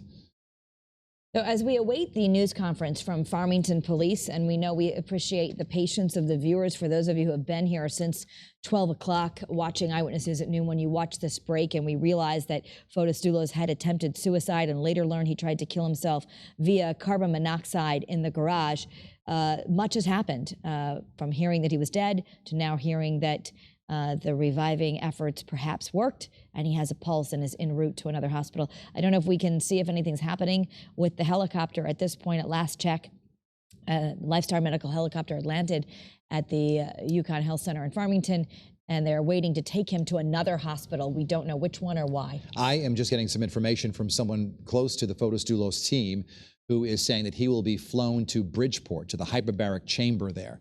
So perhaps we can get some information about what they actually do in that chamber, but that's what I'm told by someone very close to the Fotis Dulos team.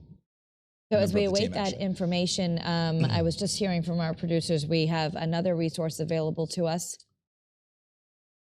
We're going to go live to Matt McFarland now, who has been outside Stamford Superior Court. This is where that you're outside Norm Pattis's office now, Matt. I didn't realize you had changed spots. Have you heard anything new from Norm Pattis?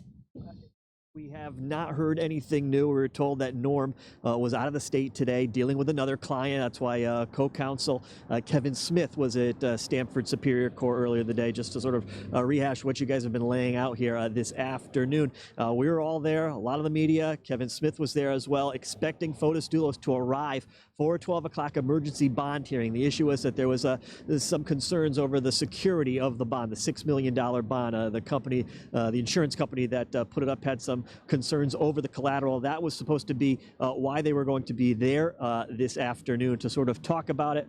Dulos never showed up. Now the reason why, as we know, he was attempting to commit suicide in his Farmington home. When this word had come out that he was dead, attorney Norm Pattis sent out a statement saying it's shocking that he was sad for the 5 Dulos children. A sad day. Then a short while later, he came out and sent out another statement saying that his client had a pulse and that he was going to the hospital.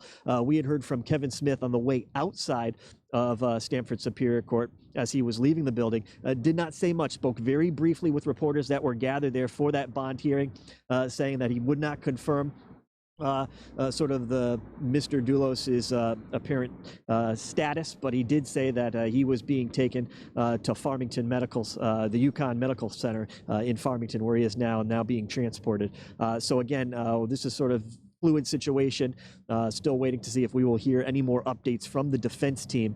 But again, they're sort of keeping tight-lipped on it as this all sort of unfolds here in response to the status of Fotis Dulos after this attempted suicide attempt earlier this morning at his home in Farmington.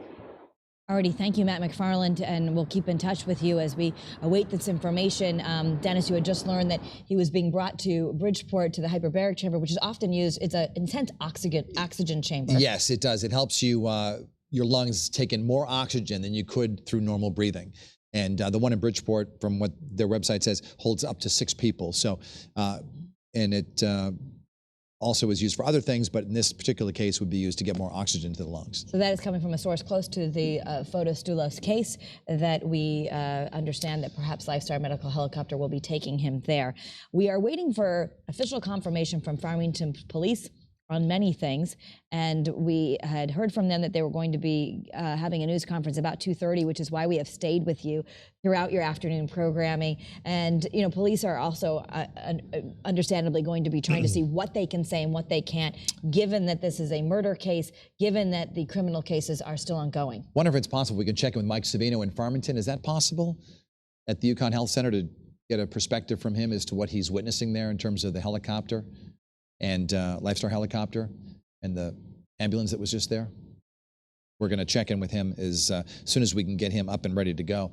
So earlier, Norm Pattis had first issued a statement when it was reported that Fotis Dulos was dead about what a shocking, sad day this was, and his heart went out to his children, his family, and of course, that's I think where most people are thinking about right now are those 5 children. That it's sad at any way you look at this. But now the information that we're getting that Fotis Dulos is alive is coming from Norm Pattis, that that a pulse was found. And that is something that that the great healthcare we have here in Connecticut, they'll do everything they can. It was really a shocking turn of events in the Twitterverse and on Facebook. And as the news spread that Fotis Dulos was dead, this is, of course, huge news. And then within 20 minutes, he was alive. And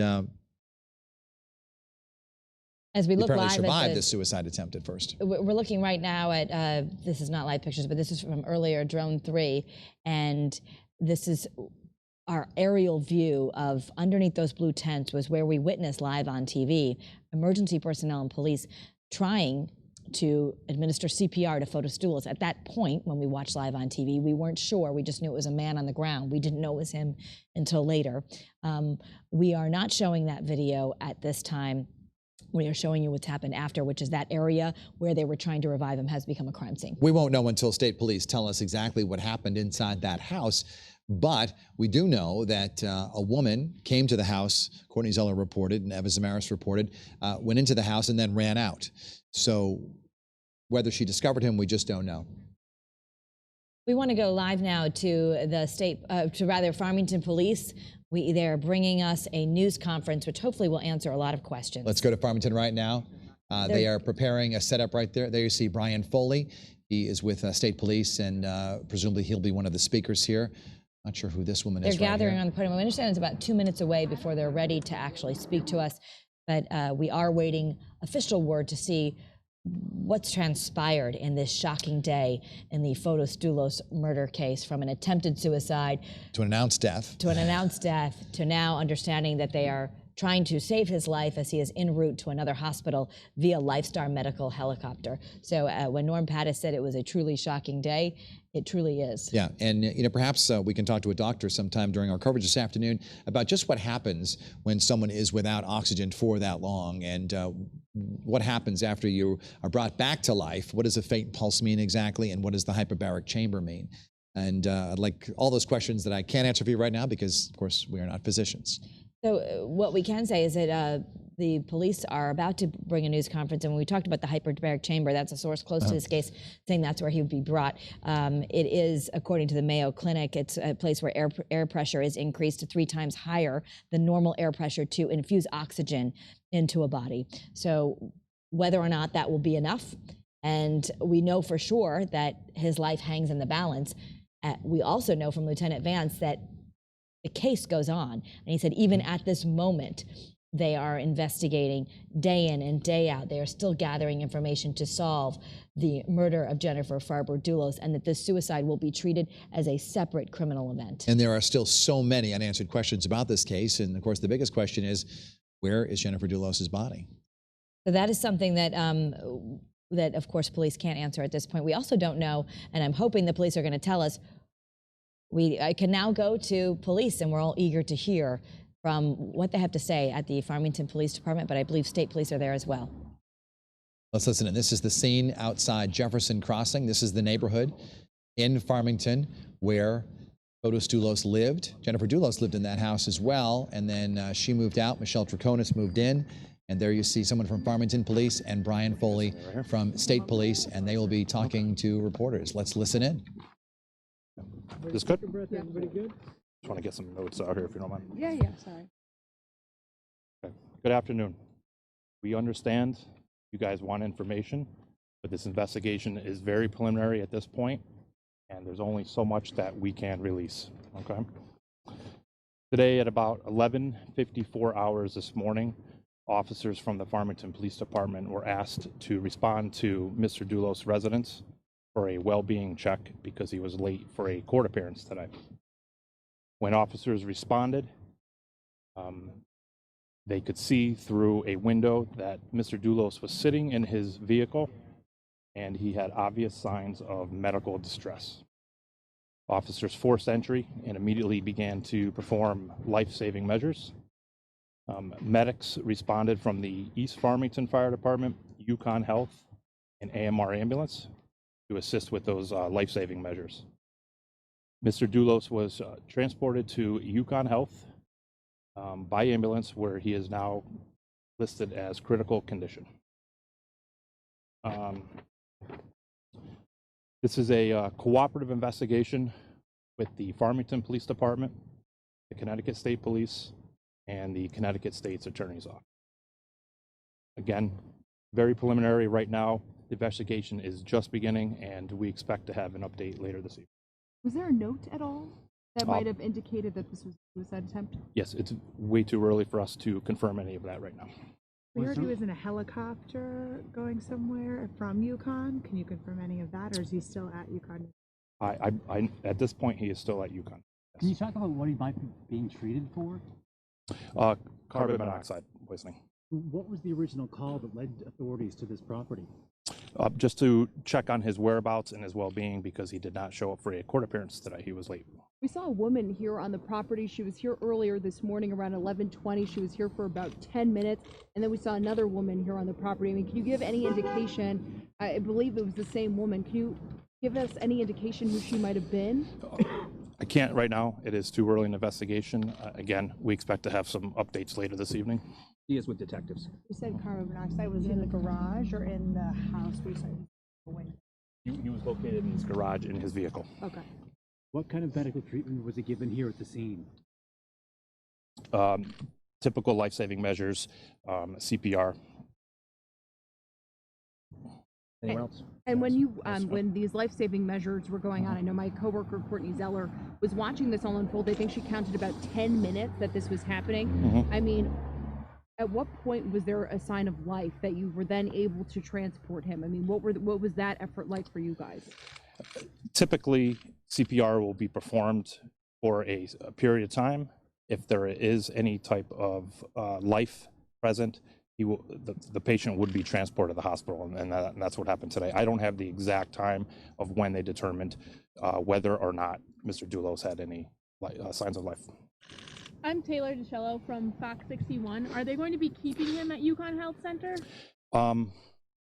So his medical condition you're going to have to get from Yukon. They may do an update later on working with the chief here in Farmington Police, but anything medical, I know you guys want to know, but we really can't comment. Right now, these guys are here trying to button up the scene and keep things moving here. So as far as hospital information, medical information, severity and such, critical condition, maybe we'll have some updates later, hopefully. How much longer are you planning on being?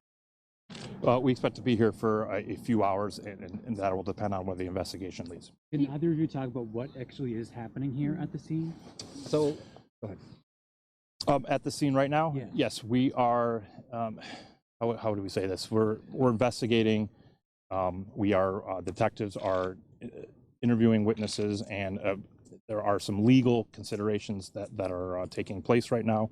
And we're working through those legalities, and that's part of the investigation. And are you looking at anything in particular aside from what happened today, or are you focused specifically on what happened today, or can your investigatory measures go outside of that? Good question. That's kind of why we're being assisted by the Connecticut State Police, and we'll see where that investigation leads. It's very beginning right now, so I don't know where it'll go yet. Was anyone else in the house? Mr. Dulos was alone when officers located him. And what time did you guys get to the house? We got here about maybe noon, probably noon. I know it was 11:54 we got the call, so probably around noon. Are you able to comment at all? No, and that's part of the immediate life-saving measures. Okay, that's officers on scene determined, CPR was needed, and that was what was performed. No, I can't comment. Are you expected to give another? We expect later this evening, once we have some more information to share with all of you. Again, we know you all want some info, and we are doing our best. Now, after we saw a Lifestar helicopter landing at Yukon Health. Is he being transferred by Lifestar from Yukon Health? Again, you're going to have to get confirmation from Yukon Health, okay? And any medical updates will have to come from them. Now, after this unfolded today, did you check in with the 2 other people that were charged in connection to this case? I know that Kent Mawhinney is behind bars, but what about Michelle Troconis, who too is out on bond? Let me handle that. So there's still a gag order in place, unfortunately, on the previous investigation. Obviously, they're both impacted by each other. And obviously, the Connecticut State Police Major Crimes detectives are doing their best with the state's attorney, one, to respect all legalities here. Currently, right now, they're just holding the scene to determine what happened, and then they'll move forward. But there's still a gag order going on. And once again, my name is Taylor from Fox 61. Was there a suicide note left? It's still, the investigation is way too early for that. They haven't even gotten in and processed anything yet, if they're even going to. So again, they're just holding the scene right now. And has the Farber Dulos family, has their kids, Gloria Farber, have they been notified about what's been going on? That would be something that the detectives would initiate at some point. You guys are doing a fairly thorough job of covering it to this point, so I guess they're going to have a decent amount of information at this point. But obviously, in any crime, any type of crime like this or any investigation, detectives are going to work closely with the family as much as possible and keep them informed. That's their first point of contact, is usually with the family. It's going to be a while, fellas. It'll hit your evening news. We'll get the word out ahead of time. Chief Melanson's great with the Farmington Police Department. Fantastic. He'll have some put out for you later. Do you know about what time this evening? No, that's fine. Good. Thanks, guys. That was the New York Post. I missed all of that. You're watching live coverage of an impromptu police news conference outside the home of Fotis Dulos and his street on Jefferson Crossing. That was Brian Foley from State Police on the left of your screen, and that was Lieutenant Tim McKenzie from Farmington Police. Both not saying much, but they are saying that Fotis Dulos is alive at Yukon Health Center. Yeah, saying he has a slight pulse. They said what tipped them off to the situation at his Farmington home was the fact that he was late for a court appearance today. And when they arrived at his home, I guess they said just a couple of minutes before noon was when they got the call.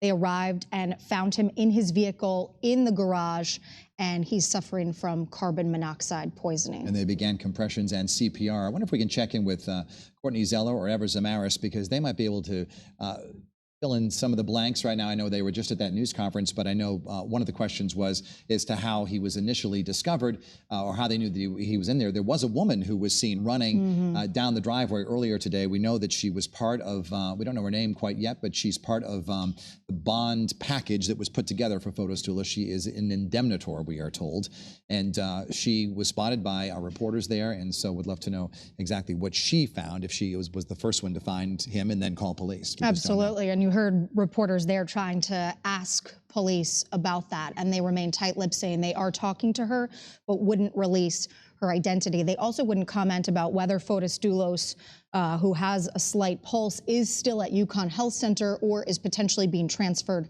to another hospital. A source has told me that he will be flown by helicopter, a source close to the Dulos team, to the Bridgeport Hospital hyperbaric chamber. And in that chamber, it's an infusion of oxygen. You'll be able to get a lot more oxygen in your lungs than you can just through normal breathing. So it's often done in cases where people have apparently had some overexposure to carbon monoxide fumes.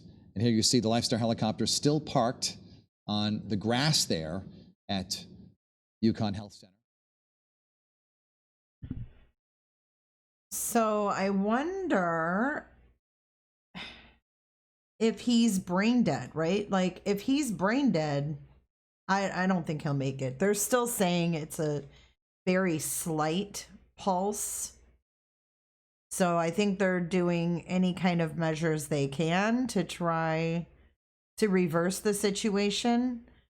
But I personally don't think it's going to work. I think he's done so.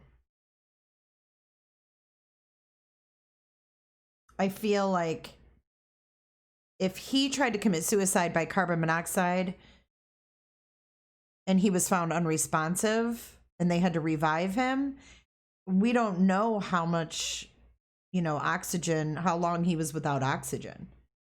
And I know it doesn't take long. I mean, 5 minutes and you can be a veg. So he's better off. He's better off dead. And you know what? If he's brain dead, if he's an organ donor, I mean, unless his organs have already started to deteriorate, to stop working due to the lack of oxygen. I don't know. I mean, he may not be able to breathe on his own if he's got brain damage. You don't know. We just don't know, because the brain operates all of our organs. Oh my God, prepper. I used to smoke lots of weed. I would go hours without oxygen.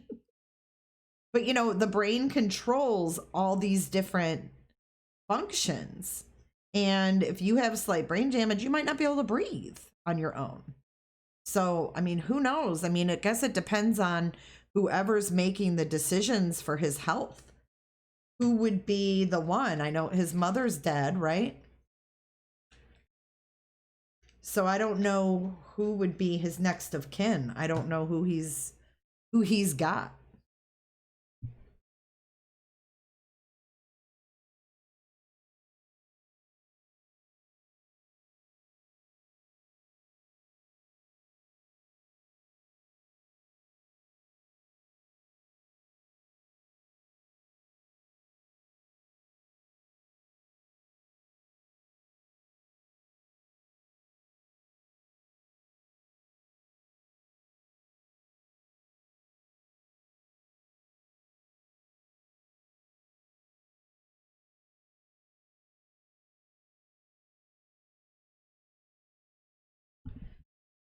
Oh my gosh, I was muted the whole time. Oh my God, I'm so stupid. Okay, so what I was gonna say is if he has brain damage, he's done. He's done.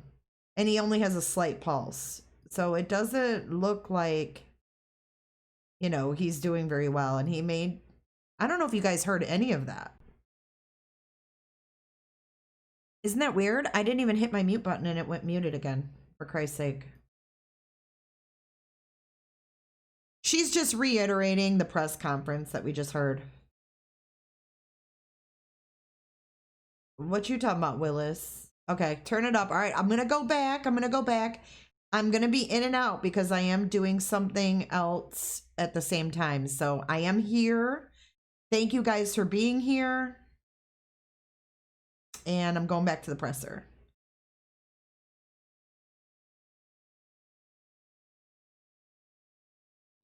Continues to come out. And Eva, so Lieutenant McKenzie said that they received this welfare call at 11:54, and you said the woman came shortly after 11 o'clock. Is that correct?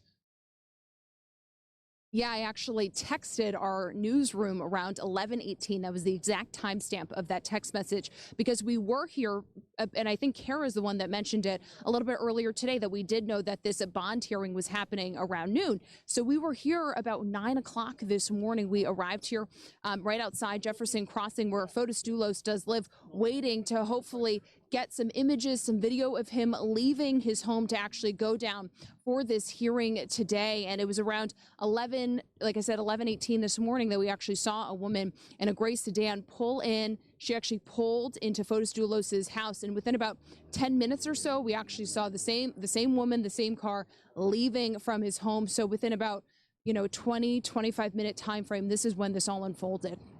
Too, that obviously if he wanted to make it to Stamford on time, he should have been in the car at that hour when he was having someone visit him.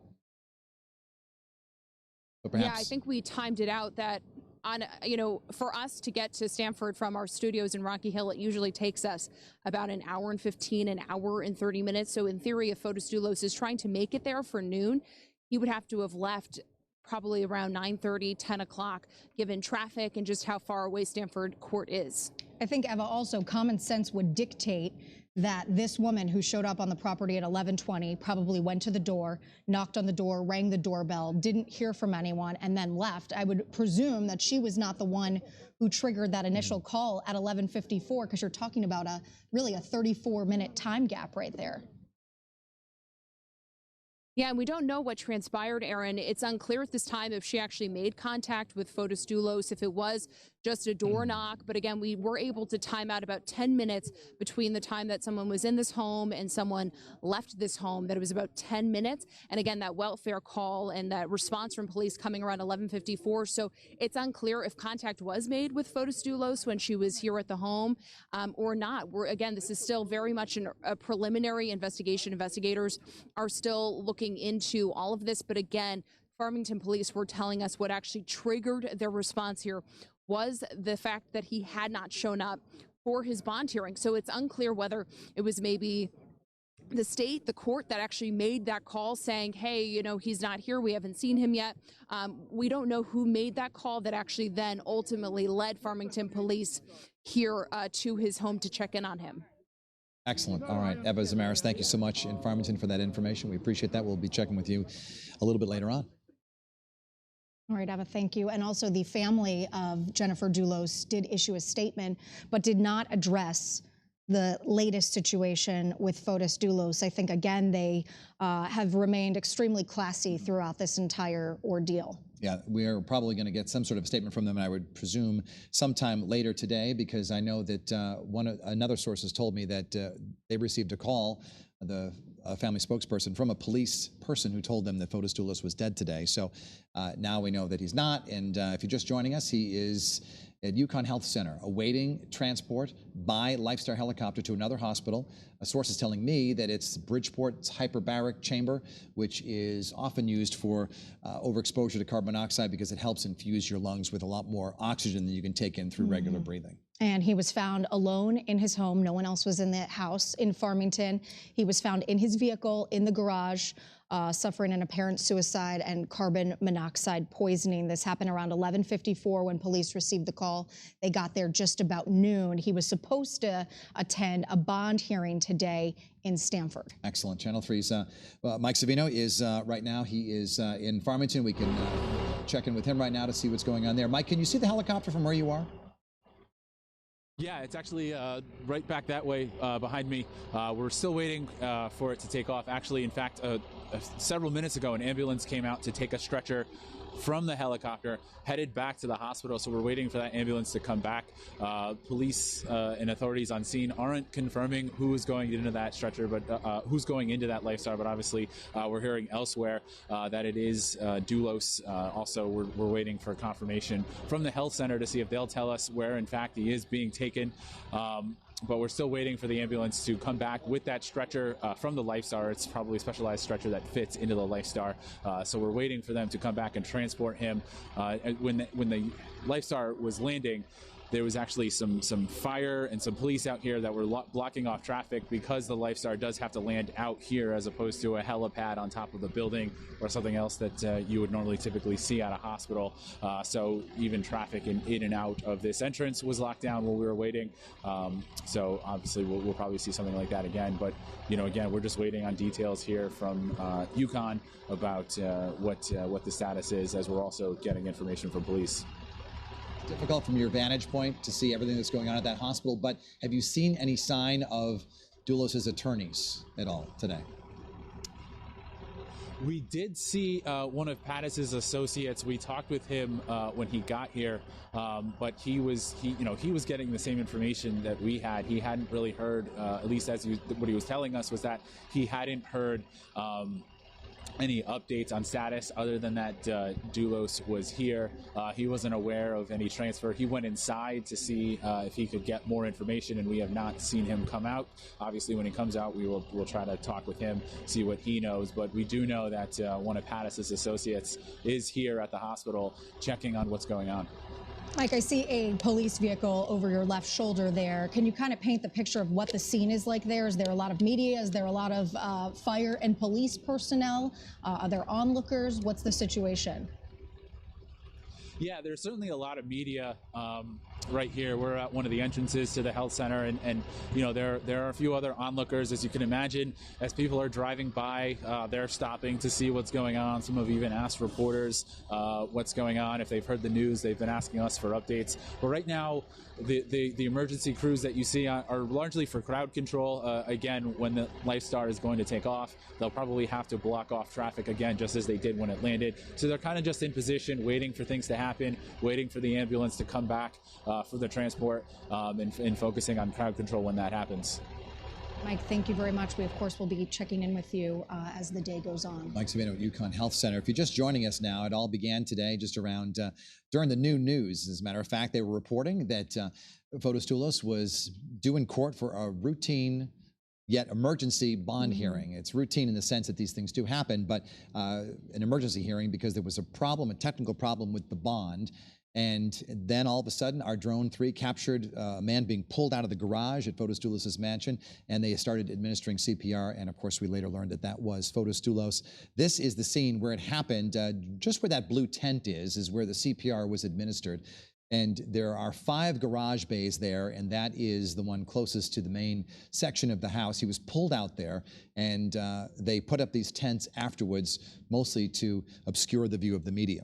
Yeah, a bunch of drones were flying, trying to obtain some video and pictures of exactly what was going on there. I think this is just, it's a case that has had so many ups and downs since last May, and it has captivated Connecticut. It has captivated the country. And I think a big question that all of us are thinking now is that he has a slight pulse. But what happens to Michelle Troconis? What happens to Kent Mawhinney if he does pass? We had talked to Ryan McGuigan, who is an attorney, criminal investigator, and he has spoken about the fact that they were both in a position where they could have potentially said something incriminating about him and maybe gotten a few years less if they were convicted. And so you have to think, how does this case unfold and how does it change because of today's events? And they have not said anything. Of course, there's a gag order in the case. That might be why. And as you can see here, this is once again that scene. But we had a different vantage point just a moment ago, which showed the whole property. And I know most of the time you see the police cars and the ambulance going in through the front. This is the back of the house. The garages have an entrance in the back as well. And he was pulled out of the back. And there you see, that's the first edit bay that's, garage bay, I meant to say, that's open. That's a television term, edit bay. Apologize for that. He was pulled out of there by police. There were several officers there, and then they brought out a bag, presumably with some life-saving equipment, and then it was very difficult to see what was going on. And there you see at the top of your screen, that's the circular driveway in front of the house. That's the one you see most of the time on TV. And as you can tell, this is quite a large property. It is. With a lot of land as well. You can see all of the emergency vehicles and police vehicles parked in the front. They said they will be there for quite some time. I guess they're looking to gather any potential evidence that they can in the garage or in the house for that matter, as well as speaking to any witnesses. Did they notice anything? Did they see anything? You'd have to imagine that the house is a little bit set back, so it's extremely private in that sense. It's a private road, Jefferson Crossing. This is in a very exclusive area right on the Avon line near Deercliff, if you're familiar with that area. It's on Avon Mountain. And these homes sell for upwards of $1 million, in some cases more, many cases more actually. Jennifer Dulos lived here with her family and Fotis Dulos until she learned that he was having an affair with Michelle Troconis, and she moved out. She moved into Canaan with the children, and Michelle Troconis moved in, I believe, with her daughter as well. And Michelle Troconis charged with conspiracy to commit murder. She is also out on bond, where Kent Mawhinney, who was Fotis Dulos' attorney in his civil case, also charged with conspiracy to commit murder in connection to the disappearance of Jennifer Dulos. He remains in prison right now. We are awaiting, we are on the air right now to await word of exactly where Fotis Dulos is going. You saw the video earlier, live shot of Lifestar helicopter parked outside the UConn Health Center in Farmington. We're told that he will be flown from there. A source close to the Fotis Dulos team has told me that he will be taken to the hyperbaric chamber at Bridgeport Hospital. Yeah, to see if they can specializes in this sort of thing. Help give him some more oxygen to his lungs for that carbon monoxide poisoning. You just saw a presser about 10 minutes ago from state police as well as Farmington police. They were outside Fotis Dulos' Farmington home updating the media on the situation, remaining tight-lipped on a number of items, but they did say Fotis Dulos was found alone in the home. He was in his vehicle in the garage, suffering from an apparent attempted suicide. They did perform CPR on him, and he does have a slight pulse, was taken to UConn Health Center. Eva Zamaris, who was just reporting from the scene there, was mentioning to us that at around 11:18, 11:20, a woman was seen on the Farmington property. Right now, police are not identifying who that woman was, and the call came into police around 11:54 for a welfare check. They arrived at the home of Fotis Dulos around noon because he had not shown up to a court appearance, an emergency bond hearing that was set to take place in Stamford today. That's what triggered this whole investigation. And once again, you are looking at Drone 3 video of the Farmington mansion where Fotis Dulos lived and tried to die here today, according to authorities. We're being told by sources that he attempted suicide in the garage using carbon monoxide from a car there. He was pulled out, given CPR. Now we're moving on to Farmington. This is outside the UConn Health Center. There you see the Lifestar helicopter. Mike Savino explained the situation there, why the helicopter is where it is. It's not like other hospitals where there is a helipad ready to go. Now, police in that press conference would not tell us whether Fotis Dulos was leaving UConn Health Center, but your sources, Dennis. Well, state police earlier reported to us that he was leaving. That's yes. what that came from. I know our producer Jamie told me that it had just come from state police. They announced that he was indeed being moved. As to where he's being moved, that remains to be seen.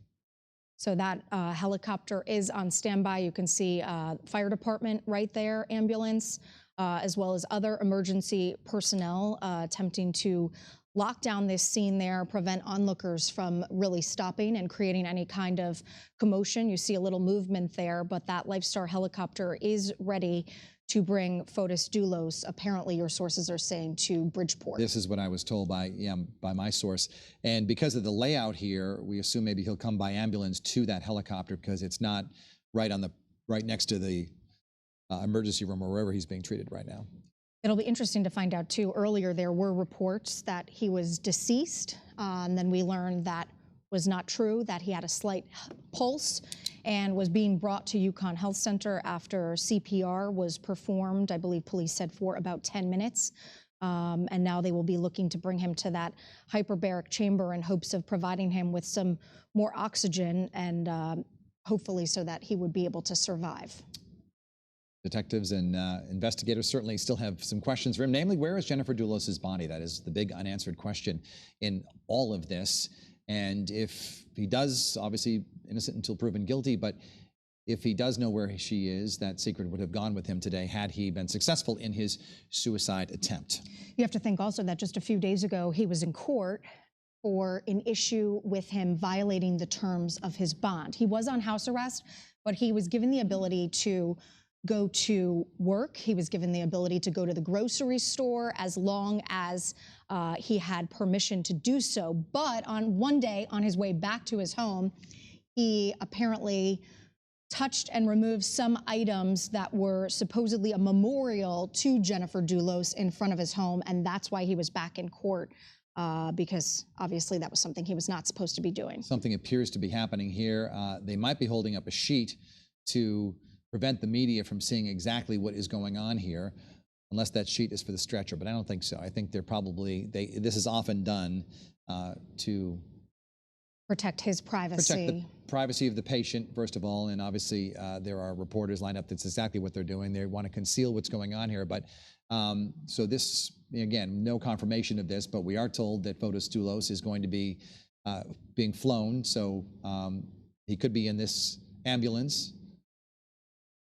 Yeah, you can see some movement coming from that ambulance. They are holding up that white sheet, blocking the stretcher right there as they continue to move it from that emergency vehicle. Right to the left of there is that Lifestar helicopter. Presumably that's where they are bringing that right now. And we're going to be seeing that. We were told by state police that Fotis Dulos is going in that helicopter, and so we have not been told of anyone else getting in that helicopter, so that's the information we're going to go with from state police. Just about an hour ago, we were told this, that he would be, actually more than an hour ago, that he was going to be flown to another hospital. He has a slight pulse, we are told at the moment. You could see for a second there some medical equipment being brought above the white sheet that was placed right there. And you also saw something being removed from that ambulance as potentially this stretcher is going to make its way to that LifeStar helicopter, which is situated just to the left of the screen there. And we just saw a police cruiser pull up. So we are obviously going to stay on this shot and see what we can glean from this video as we are taking live pics right now. This is outside UConn Health Center. It appears by the slight movement I just saw in the legs of the stretcher there that maybe he is already on the stretcher and now they're going to be moving him over there. And again, Mike Sabino explained why he is here and not, and there you see. All right, There's so no no one one is on So that stretcher to the left. maybe they're pulling it the other way so that he can, maybe he's still in the... They're definitely trying to block whatever is occurring behind that sheet. There are two stretchers, it appears. We'll transfer him from one onto the other, which this stretcher presumably will go onto the helicopter. But they definitely don't want the curious eyes of the media seeing exactly who is on that, even though they have told us it will be Fotis Dulos.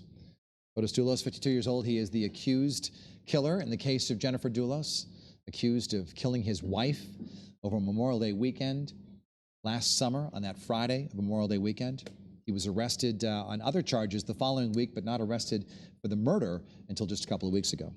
They share 5 children who are currently living with Jennifer's mother, Gloria Farber, in New York City under armed protection. They did release a statement today, her family, but they did not address the latest revelations in this case and the situation that Fotis Dulos is involved with right now. Still no movement behind that sheet, but obviously it is something they're trying to obscure from our eyes as well as other prying eyes. Mike had mentioned that there were a number of onlookers. This is a case that has really captivated people all across the state and all across the country. You see this huge mansion and you think maybe there's this picture perfect situation, and now we finally do have some movement. You can see that stretcher being brought behind that white sheet, behind that LifeStar helicopter right there. And he'll be put into the LifeStar helicopter and brought to a hospital. A source had earlier told me today that he was going to the hyperbaric chamber at Bridgeport Hospital. I just got information from that same person who says that may have to change due to the capacity in Bridgeport may not be available at this time, and so it may be going to New York. That's what I'm told by my source. So we'll have to wait and see. But as you can see, Fotis Dulos right now being presumably put on this LifeStar helicopter to be brought to another hospital. I believe UConn Health Center is just a level 2 center, so obviously they're looking for a hospital with hyperbaric chambers to treat this need from the carbon monoxide poisoning that he suffered from that suicide attempt in his garage. This is the closest to his home, only a couple of miles away. He came in by ambulance. Shortly after 12:30, he was brought in. There's so many twists and turns in this case. Absolutely. It's one of those things that I think, I was talking to a number of people today. You see people in the grocery store, people want to talk to you about this case. Everybody wants to know about it. It's a heartbreaking situation on so many levels with so many twists and turns and ups and downs, and first hearing that Fotis Dulos was dead and then learning that he indeed had a pulse after this suicide attempt. Still wondering where Michelle Troconis is. We do know Kent Mawhinney is in prison and remains there. He has not been released on bond where Michelle Troconis was.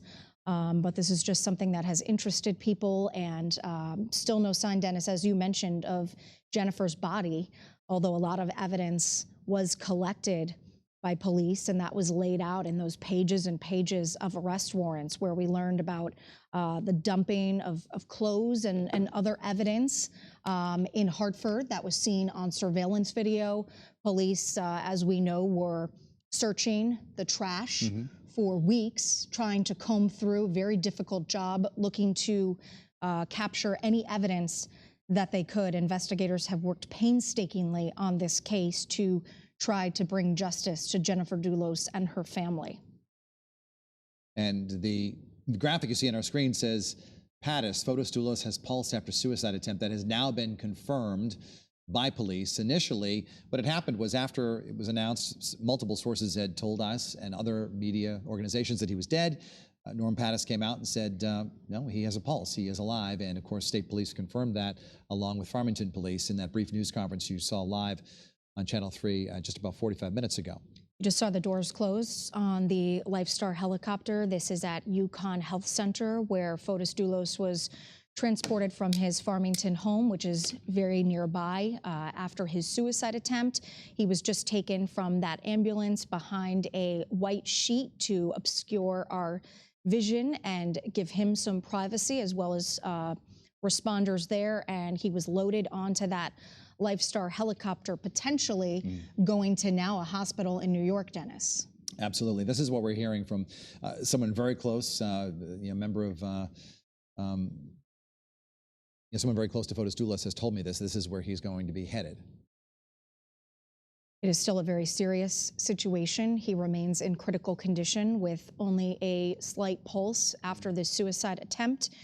He was in his garage alone and inside his vehicle when police received a welfare check call around 11:54 this morning, and they headed to his home around noon, and in one of his 5 garage bays found him and attempted CPR, and Drone 3 captured a lot of that aftermath with police tenting off the area as they look to revive Fotis Dulos after his attempted suicide. So once this helicopter takes off, of course, it'll focus on what is next. Number one, where is it going? What is his condition? Lieutenant Tim McKenzie of Farmington Police said there might be an update a little bit later on today, although we don't know for certain. He didn't know exactly what time that would be, if that would be, in fact. And police are remaining at the scene of Fotis Dulos' home in Farmington. They said they will be there for a number of hours looking to collect any evidence that may be in the garage or as well in the house. Reporters did ask whether Fotis Dulos had left any type of suicide note, but investigators said at this point they could not comment on that. There was also a lot of talk about a woman who showed up at Fotis Dulos' home around 11:20 this morning and left about 10 minutes later. She is meeting with investigators at the moment. As you see, this helicopter looks and appears as it is going to take off any moment. Carrying Fotis Dulos, the accused killer of his wife, Jennifer Dulos. This all began about 3.5 hours ago, right here on Channel 3 with Eyewitness News at noon. You saw we were reporting on an emergency bond hearing that Fotis Dulos was due to show up at in Stamford. He did not show up there. We later learned that at 11:54, 6 minutes before our news began, that they received a welfare call, Farmington Police, to go check on him because he had not shown up in court. And they went over there, and you saw it unfold live on television. About 12:05, he was pulled from a garage bay, and they began to administer CPR. We do know from our reporters on the scene of Zamaris and Courtney Zeller that a woman came to visit him at about 10 minutes past 11, didn't stay there all that long, probably left around 11:20 or so. We don't know her name yet, but her name is on the bond paperwork, we're told. She is an indemnitor and a friend of Fotis Dulos. What they talked about, if she even saw him, we don't know yet. But we do know that about a half an hour after she left, that's when the welfare call was made to Farmington Police. They went over there and they found him. And you'd have to think that welfare call did not come from her, presumably, because she had, you're talking about a 34-minute time gap where she left. But police are interviewing her to see if perhaps she did speak to Fotis, if she saw anything. At this point, we don't know exactly when this transpired, when Fotis Dulos entered that garage and turned his vehicle on. And why she went there, because he was supposed to be en route to Stamford at that hour. It's a good hour and a half from Farmington to Stamford. And he was still in the house, obviously, when she went there. Police did mention he was alone in the house at the time of this attempted suicide. No one else was in the house.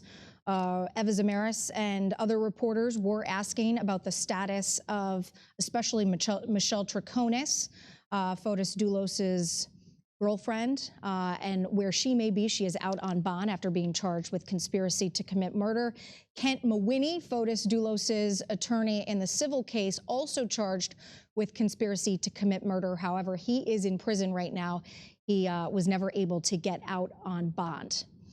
This is a live look right now at a LifeStar helicopter at UConn Health Center. This is where Fotis Dulos was transported. It's only a couple miles away from his Farmington home, so it was a quick trip by ambulance for him to get there. And apparently he has now been transported into that LifeStar helicopter, which is just taking off as we watch live right now. There you see it taking off from UConn Health Center in Farmington, just a couple miles from the Dulos mansion, where he tried to kill himself today in his garage. Again, big speculation as to where this helicopter is going. A source earlier told me that it was going to be Bridgeport Hospital, the hyperbaric chamber. That same source now says it may be a hospital in New York due to some lack of room there to take him at Bridgeport Hospital. And as we continue to try to track this LifeStar helicopter, you could see it right there again. We did see moments ago an ambulance from UConn Health Center. It was covered with a sheet, probably to obscure our vision of Fotis Dulos, who was being put on that stretcher and into the LifeStar helicopter. All right, Channel 3's Susan Raff is with us now. And Susan, tell us what you've been able to learn today. Dennis, there are some new developments concerning attorney Kent Mawhinney. He is one of the two other co-conspirators, or one of the three, in this murder charge. He was not in court today. He is incarcerated. He has been unable to post a $2 million bond, but his attorney was here. And the purpose of this hearing in Superior Court was to suspend his law license. Now, keep in mind, a few months ago, or just a few weeks ago, no action was going to be taken against Kent Mawhinney's law license, simply for the fact that you are considered innocent until proven guilty. But now, since he is unable to post bond, he really can't service or represent his clients. So a judge agreed today to suspend his license. Attorney Lee Gold was in court today. He is not only a friend of Kent Mawhinney, but he's also his criminal attorney. He didn't want to comment on the criminal case or how the latest developments concerning Fotis Dulos and his apparent suicide attempt could affect his client, but other attorneys that we have spoken to feel that it could make the case a little bit more challenging. But still, you have a murder case, you have evidence, so the charges certainly will not go away. But as for his law license, that is going to be suspended indefinitely. And at this point, what they have to do is appoint trustees to take over his clients and their cases, and we're told they have some work to do. There could be as many as 200 to 300 files that they have to look at. But as the criminal case, you know, Kent Mawhinney is a friend of Fotis Dulos. He's been arrested and charged with conspiracy to commit murder, and he is the only one who was not able to post bond, and that's why he was not at his court appearance today.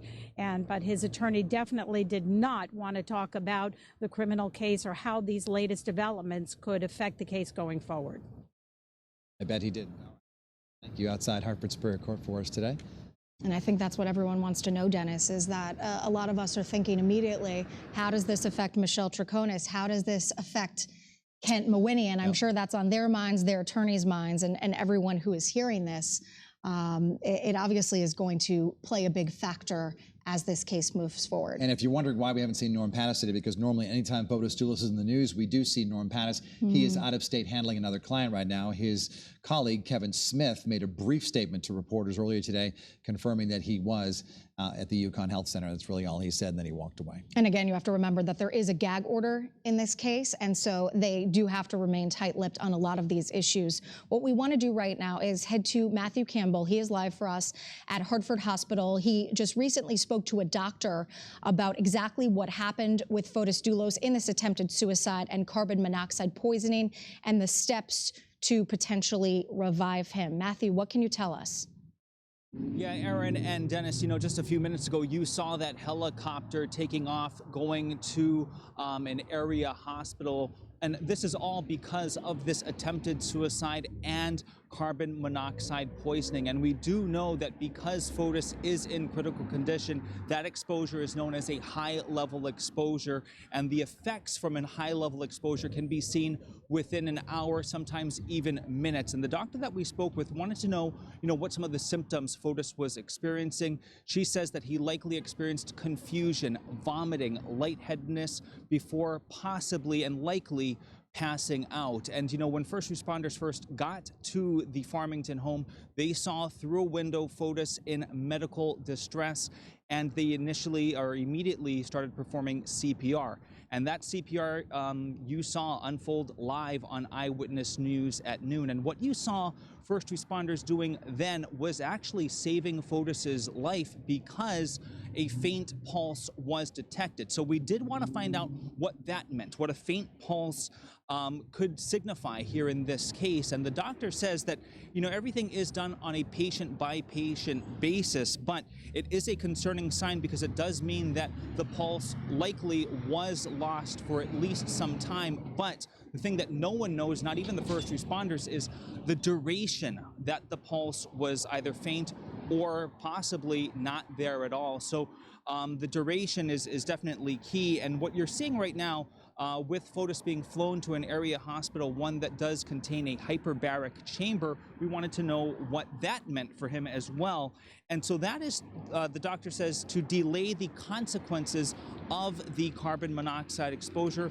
But sometimes the patient could be too sick to even get in it because I guess the procedure itself is very intense and it could actually magnify some of the consequences a carbon monoxide patient could experience. And we're also learning that in a lot of these cases that don't result in death, the impacts could be sometimes life-altering forever. Basically, you have brain damage, heart damage that could be minor, sometimes also very severe, and it could carry on with him through the rest of his life. So right now, the doctor says the main thing to keep someone alive is getting oxygen to the lungs. And that can be done right now via a full face mask, sometimes even through a breathing tube. So it's still very touch and go, obviously, when you see a patient being flown out, but those are some of the things that he could be undergoing right now as we speak. Matthew, we don't know exactly how long Fotis Dulos was in the vehicle with the engine running in the garage. Did he mention anything about timing? Like how long does it take for carbon monoxide poisoning to set in? And is there a certain number? If you're in there 10 minutes or 20 minutes, I assume obviously the effects would be worse. Yeah, Aaron, it's all about the concentration and the duration of that exposure. And because we don't know how long he was in there with his vehicle, with that garage likely shut, it's very tough for doctors to tell. But they do say in these types of high-level exposure cases, the impacts really could be felt within minutes, but sometimes it could take up to an hour. Wow, interesting information. All right. Matthew Campbell, thank you for that. Let's check in now with Channel 3's Eva Zamaris, who is live outside the Dulos mansion on Jefferson Crossing in Farmington, who attended that. Give us some details of that news conference for those who weren't watching, Eva.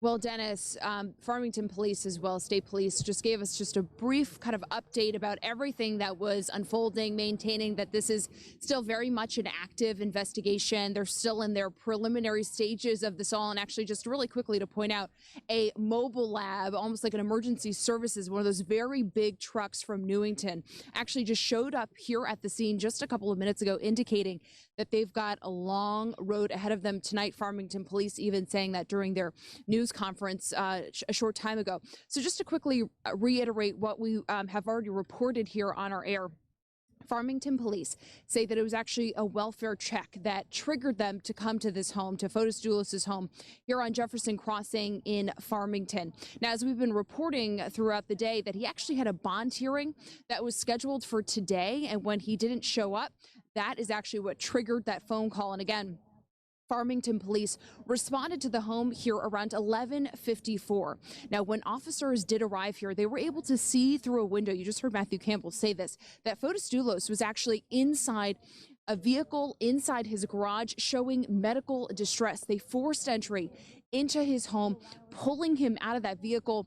And my coworker, Courtney Zeller, actually witnessed the minutes that first responders were here on the scene performing those life-saving measures on Fotis Dulos. She said it earlier today and throughout the day that she actually counted the time that those life-saving measures were underway. She counted about 10 minutes before Fotis Dulos was actually taken away. We saw an ambulance leaving from the scene here being escorted by a police cruiser. And again, the newest piece of information was that it was a welfare check that actually alerted Farmington police to come to this home. Now, when we did ask about an update on Fotis Dulos, how he was doing, at last check, he was listed in critical condition. We are awaiting further updates about his condition. But again, we keep talking about that weak pulse, that he did have that weak pulse, ultimately transporting him to the hospital. But again, they are maintaining that they're still in the early stages of this today, even though they've been here since about noontime today. They've got hours ahead of them tonight. And again, we did see that mobile lab from Newington show up here just a couple of minutes ago, indicating that there are going to be setting up shop here at Jefferson Crossing. We've seen local police, we've seen a number of state police lining at Jefferson Crossing here as their work is not done just yet. And we did ask Farmington police, can you detail a little bit about what this investigation does entail, what you're doing right now? And they couldn't provide us with the specifics. They also reminded us about the gag order that is in place right now, limiting them from giving us information about what's unfolding and what's happening in the very latest, because I did want to know, you heard Susan talking about Kent Mawhinney, the other person charged in connection to this case. I did ask Farmington police whether or not they made contact with Kent Mawhinney, who is currently behind bars, and Fotis Dulos' former girlfriend, Michelle Triconis, who is currently out on bond. I asked them if they had made any contact with them today following this incident here in Farmington. And Aaron and Dennis, we were hearing that what happened earlier today being referenced, that it was around it was 11:18 that I sent a text message to our newsroom that someone had actually shown up to the home, that it was a woman that was in a silver sedan. She actually came here to the home, was here for about 10 minutes. It is unclear at this time if she actually made any contact with Fotis Dulos or what unfolded here during that time frame. But again, she left about 10 minutes later. So within about 25-30 minutes, that is when Farmington police and first responders did get here to the scene, ultimately starting those life-saving measures. So it's unclear really truly what transpired, if she actually spoke to him, what those 25 minutes actually entailed before state police and Farmington police and first responders did come here to the scene. But I did alert state police about that a woman was here, that she did come a little bit earlier in the morning. And I did try to ask Farmington and state police about that when we had the opportunity to talk to them about what unfolded here. And they said this is still very much early stages of the investigation, and they're going to be looking into everything. Eva, where you are in Farmington, this is Jefferson Crossing, right outside of Fotis Dulos' home, where he attempted suicide in one of his garage bays this morning. Can you maybe have your photographer pan out a little bit? I'm curious to see the scene and see what you can see from where you are, and maybe describe just how many vehicles are there and what the scene exactly looks like, and paint that picture for us. The scene has changed dramatically in the last 3 hours or so. I do just want to kind of step out of the way. It's kind of a tough vantage point here, Aaron, right now. We're at the very tippy top of Jefferson Crossing here in Farmington. This is a private drive. This is as close as we can get. And if we zoom in a little bit, you can see that there are local police here first. You can see that these are Farmington police cruisers.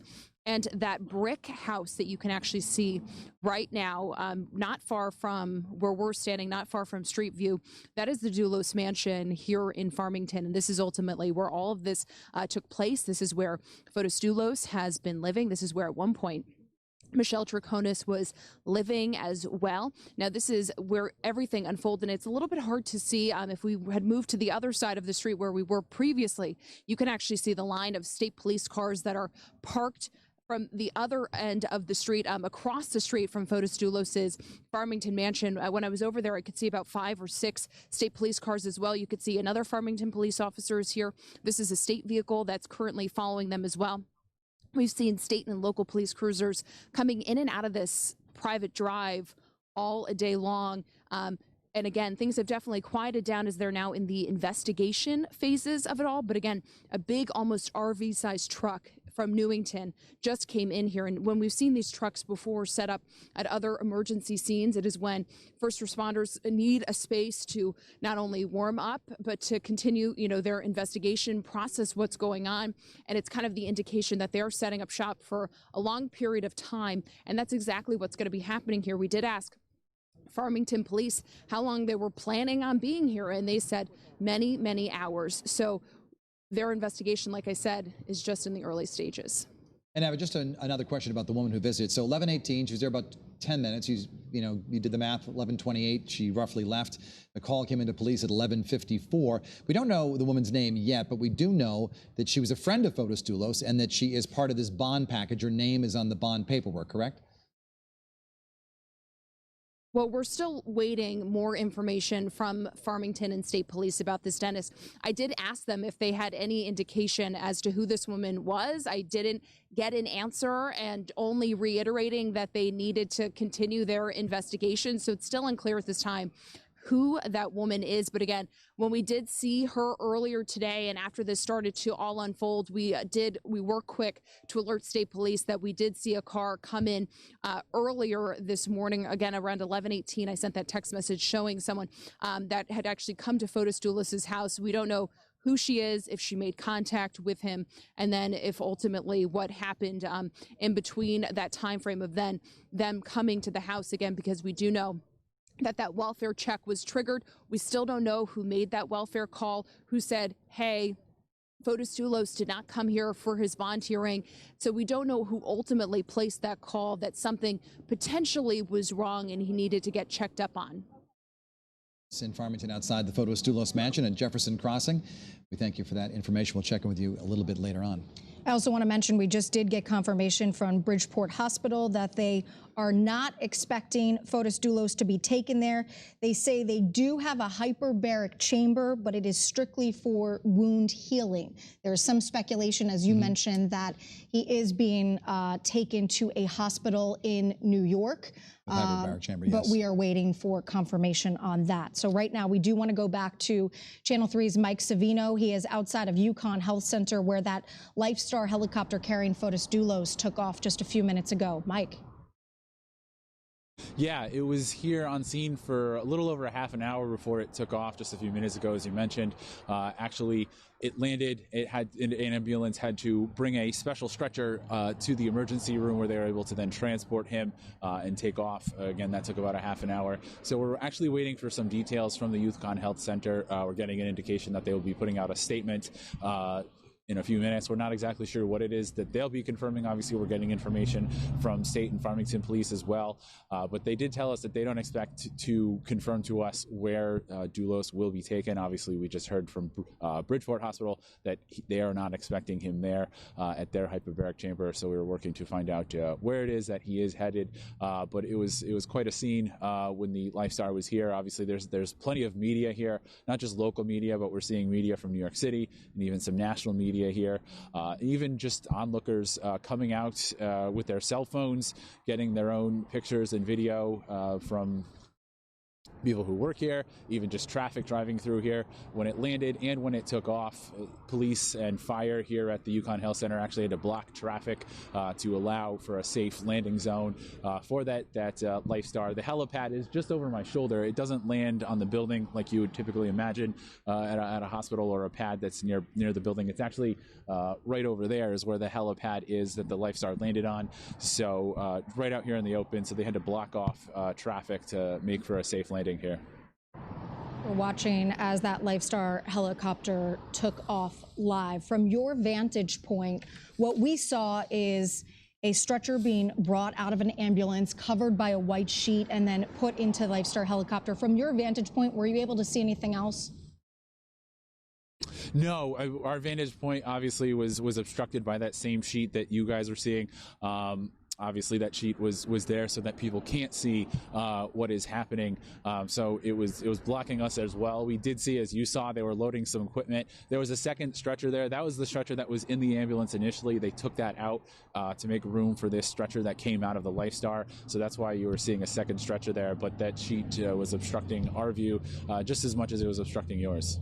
Okay, that makes a lot of sense. We were talking earlier, Dennis, about why there were potentially 2 stretchers there. Absolutely. That's exactly how they do it, apparently. Mike Savino, we thank you so much for that information. If you're just joining us, we can just give you an update on what's been happening all day. We are interrupting Dr. Oz right now because of some breaking news that happened just around midday, and that is a big break in the Fotis Dulos case, a big development, and that is he was due in court today for an emergency bond hearing.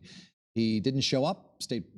Farmington police went to his home and they found that he had tried to commit suicide. Yeah, he was supposed to be in Stamford for that court hearing, and obviously that is quite a ways from Farmington, so he was never on his way, which was what alerted them to a welfare check around 11:54. They showed up at his Farmington home on Jefferson Crossing, apparently saw him in the garage in distress inside his vehicle after attempting suicide. He suffered carbon monoxide poisoning, and immediately first responders started to administer CPR. Drone 3 capturing all of this just as it happened, and as police were putting right now. We up have those tents some of the video to block the situation there. We probably do not have the video. But yeah, it was quite the scene as they pulled him out of the garage and the whole bit. And then there were reports that he had died. Numerous sources and numerous media organizations all reporting that he had died. It spread all across Twitter and through the news world that Fotis Dulos, an accused killer, had died. And then about 20 minutes later, we started to hear that he had a pulse and that he was not dead. This is not the video right after he was administered CPR. We're choosing not to air that right now, but it was a dramatic scene because you saw a drone seeing that something was going on. You saw the police running out of the driveway and running out of the garage. You saw them pull a man out there and start to do the chest compressions, and then a few other officers ran around. They came up with a bag, presumably of some life-saving equipment. Then they put up those tents so that to obscure the view from the drone that we had flying above there, and that's the way it's been seen ever since this afternoon. Yeah, it was obviously a very upsetting scene, which is why we're choosing to present this to you in the aftermath when those tents were placed up. From there, after officers say they tried to administer CPR for about 10 minutes, Fotis Dulos was taken to UConn Health Center, which is just a couple of miles away from his Farmington home, where we then learn he did have a faint pulse. That's a wider view right there of his Farmington mansion. You can see it is quite a large property, and media is not allowed right on the property because Jefferson Crossing is a private road. At UConn Health Center, LifeStar did land on the grass there, and we saw it about 10 minutes ago. He was taken from an ambulance from UConn Health Center and placed into a LifeStar helicopter. There was some thought that he was potentially heading to Bridgeport Hospital to a hyperbaric chamber, which you talked about earlier, Dennis, would help bring more oxygen to his lungs and take away some of the symptoms he is likely experiencing. My source had told me that due to the Bridgeport Hospital situation, he is now being brought to a hospital in New York, and we'll get some confirmation on that coming up in just a couple of minutes, hopefully. Yeah, our assignment desk is tracking LifeStar at the moment, and as soon as LifeStar lands, we will let you know exactly what is going on. The other thing that happened before we learned about Fotis's attempted suicide was that a woman was on Fotis's property, showed up at around 11:18. She was there for about 10 minutes and then left. Now, the fact that Jefferson Crossing is a private road, we don't know exactly what transpired. Did she knock and no one answered? Did she ring the doorbell and no one answered? Did she happen to speak to Fotis Dulos? All of that investigators are remaining tight-lipped on, but they did say that she is speaking to investigators currently, and they are trying to learn more information about exactly what role she played. You did mention she was a friend of Fotis Dulos, and also was on, her signature was on his bond. Yes, she is a businesswoman, a local businesswoman. That's all we really know about her, and that she helped with this bond package. She's an indemnitor on the package, and why she went there at that particular time, we don't know, because he was supposed to be in a car heading to Stamford at that hour. at 11:18 when she showed up. So did he call her and say, come over? We just don't know. There was also a question about whether Fotis Dulos left any kind of suicide note, any letter, any other evidence behind. Police at this point will not tell us that information, only saying that they will remain at his Farmington mansion for a number of hours as they continue to try to collect evidence, whether it be in the garage, in his vehicle, in the home, and also trying to speak to any potential eyewitnesses who were a neighboring home, if they saw anything. I think that just a week ago comes to mind when he violated the terms of his bond by messing with a memorial for Jennifer that was placed in front of his home. He got a pretty good lashing from a judge about violating his bond, and then he was no longer able to leave his home. He had always been on house arrest, but the terms of his house arrest earlier had allowed him to go to the supermarket with permission, had allowed him to go to work. After taking some items from that memorial, the judge said, you're on full house arrest. You are not allowed to leave your house. We have a full crew of reporters covering the story for us today, from Courtney Zeller to Eva Zamaris, Matt McFarland, Matthew Campbell, Susan Raff, Mike Savino, and we are just awaiting word as to where we'll be going next as our coverage continues this afternoon. Now, Better Connecticut's coming up at 4 o'clock. I'm not sure if we're preempting today. We haven't quite heard yet. Yes. We also have reached out to the family of Jennifer Dulos. Her and Fotis shared 5 children. They are currently under armed protection in New York City, living with Jennifer's mother, Gloria Farber. We did reach out to the family to ask them for a statement in light of today's revelations and what happened.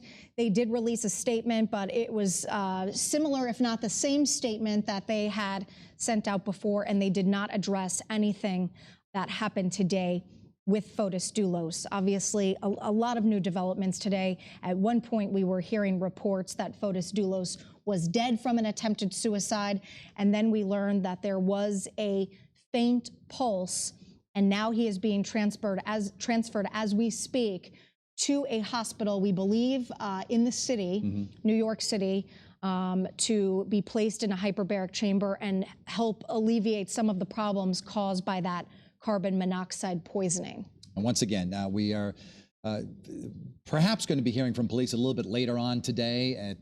We don't know exactly when, but Farmington Police indicated there might be another news media briefing. I think there are also a lot of questions right now. You immediately think when something like this happens, you have 2 other people who have been arrested in this case, both for conspiracy to commit murder in connection to the disappearance of Jennifer Dulos. We're talking about Michelle Troconis, Fotis Dulos's girlfriend, or you could say ex-girlfriend. We're also talking about Kent Mawhinney. He was an attorney in Fotis Dulos's civil case and was also charged with conspiracy to commit murder. He remains in jail. Susan Raff just conducted a live report about him. Michelle Troconis did post bond, and she was also out on house arrest, just like Fotis Dulos was. No word where she is right now or what her comment is, and her attorneys so far have not spoken to us. If you are just joining us, we are preempting Better Connecticut with Scott and Kara today for continuing coverage of the new development in the Fotis Dulos case, and that is that he tried to commit suicide. It was announced that he had been successful and was dead, and then it was reversed later when we learned that he had a pulse and he was taken to the hospital. At this hour, he was taken to UConn Health Center in Farmington. We now know that he's en route to a hospital. We are hearing it is going to be in New York. We don't have the name of the hospital just yet. We've got some possible names, but nothing confirmed at this hour. We have a full crew of reporters covering this story, and I believe we're going to begin with this lifestyle video that we have. This is exactly what we were talking about just a moment ago. It took off from Farmington. There you see the sheet put up so that, well, we couldn't see exactly who was on that stretcher, but we can tell you it is Fotis Dulos, the accused killer, charged in the murder of his wife, Jennifer Dulos. They took a stretcher from Lifestar, but that stretcher onto the ambulance and then took Fotis Dulos off of the ambulance and then into that Lifestar helicopter. That was moments ago when it was taking off from UConn Health Center.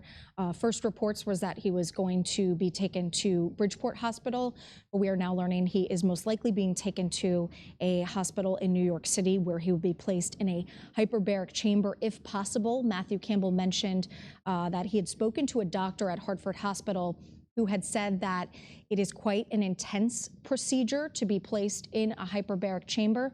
So there was no word on whether Fotis Dulos' condition was okay enough to be able to undergo that intense procedure. Investigators just telling us he is still in critical condition with a faint pulse after an attempted suicide in one of his 5 garage bays inside his vehicle at his Farmington home on Jefferson Crossing, where he was under house arrest. We now have that video. This is what happened. This is what you're watching live on Channel 3 Eyewitness News at noon. And there you see police showing up at the home, and they were doing a welfare check. And there you see they go in. This is the front of the house. And then they go around to the back of the house. They run in. Obviously, something has been discovered. You can see there that they have now discovered that Fotis Dulos is in distress inside the house. And you'll see the drone video will then take you behind. We now go behind the house, and you'll see as they enter in, I think we're just repeating this. This looks like the same video we were just talking about. But the video that you saw at noon, actually, they went behind the house, and I'm hoping we're seeing that. Is it just a repeat video? I'm going to ask our producer. It's just a loop video of the last 5 seconds over and over again, just so we know. You can tell. That's what it looks like, yeah. But if you were watching it live at noon, it was pretty dramatic. They ran out of the back and they pulled a man outside and they put him on the driveway and they started doing the chest compressions. They had his shirt up a little bit and they started doing the chest compressions. Other officers gathered around. Then another officer came with a very large bag that probably had some life-saving equipment. Then they started to shield the scene a little bit. Later, the tents came up, which is, you've been seeing those blue tents. And we're choosing not to show that video at this time. I guess it's obviously upsetting to see someone in distress, and we are choosing just to show you the aftermath where the tents were placed up by police and were covering the situation as they were performing CPR on Fotis Dulos. But in that video that we just showed you, you could see that they knew right away something serious was happening and that they had to get into that garage and that Fotis Dulos was under distress. The welfare check call came in about 6 minutes before noon. Fotis Dulos was supposed to be at an emergency bond hearing in Stamford. He did not show up, and that's why police were alerted, received that welfare check, rushed to the scene. And as you saw in that video, they were frantic. They were running. They knew this was serious. I believe that they were actually able to see him inside the garage from one of the windows and realized that this was an incredibly serious situation. They removed him from the vehicle where he suffered carbon monoxide poisoning and performed CPR for a while. There were reports that he was deceased, which we later learned was untrue. He had a faint pulse, was transported to UConn Health Center, which is only a couple of miles away from his Farmington home. Presumably that's why he was taken there, due to the fact it was in such close proximity. We are hearing now that he's going to be going to the Jacobi Medical Center. It's a hospital in the Bronx with a hyperbaric chamber, and we're going to be taking you there live as soon as we possibly can. Let's check in with Courtney Zeller, who was on the scene this morning when all of this broke. She did a live report for Eyewitness News at noon, and we were just talking about this. I know we're not going to air the video of what you saw, Courtney, because it's upsetting for some people, but please tell us exactly what you witnessed. You were there, and all of a sudden you saw the scramble toward the backyard. That's right, and I watched it all unfold because I assumed that we weren't going to show that video. But yes, you know, we saw police arrive on the scene, and then they made their way into the back, and that's when they looked through the garage window and they saw that he was in distress in a vehicle. And then that's when they went in. They forced themselves into that garage area and grabbed him out, got him some fresh air, and our drone video captured police and fire crews performing that CPR. You can see police are still here, and we are told that they will be here for quite some time. But yeah, you know, pretty dramatic video to watch someone who is clearly in distress. Police had mentioned to us that when they found him, he was not responsive, and they performed that CPR for at least 10 minutes. And as they were doing that, that's when more officials started coming. We noticed 2 ambulances also pulling in. And then later on, we noticed one of the ambulances leaving with a police escort. But yes, that video, I could tell you, I watched it for quite some time, and it was pretty shocking to see officials performing that CPR. With so many ups and downs and twists and turns, but I don't think anyone expected to wake up this morning and see this news. CPR is a very, very emotional thing to watch, Courtney. I know that Kara and I talked about this earlier. We were on a road one day, and a woman was at the side of the road in distress, and Kara pulled over and gave her CPR while I was helping call police. And to watch that is a very emotional thing, even if the person is an accused killer. Oh, absolutely. And it takes a lot out of you, too. I don't know if, well, Kara's CPR certified, clearly, and I've taken a bunch of classes. I know you have to get CPR certified every year to keep that status, but it's a lot of work, and that's why they want multiple people helping out with this, because it takes a toll on yourself when you're doing these compressions on someone else. Courtney, I also want to mention the woman who showed up at Fotis Dulos' home before all these events occurred with this suicide attempt, presumably. She was there around 11:18. Can you tell us a little bit more about what happened there? Well, yeah, so that's right. So she arrived at the home. She must have noticed that he was in distress, or maybe he wasn't answering the door. I don't know, but we are told that she did let police know that something wasn't right, and that's when they came to do that well-being check. I did talk to state police off camera, and they said that this woman is talking to detectives. She has been talking to detectives this afternoon. They wouldn't. Courtney, we're going to jump in for just 1 second because we want to just. Sure. We have Lifestar helicopter right now, which is over the skies of the Bronx. We're told it's going to be landing at Jacoby Medical Center, which has a hyperbaric chamber there, which will help infuse oxygen into his lungs, help him take in a lot more oxygen than you can through normal breathing.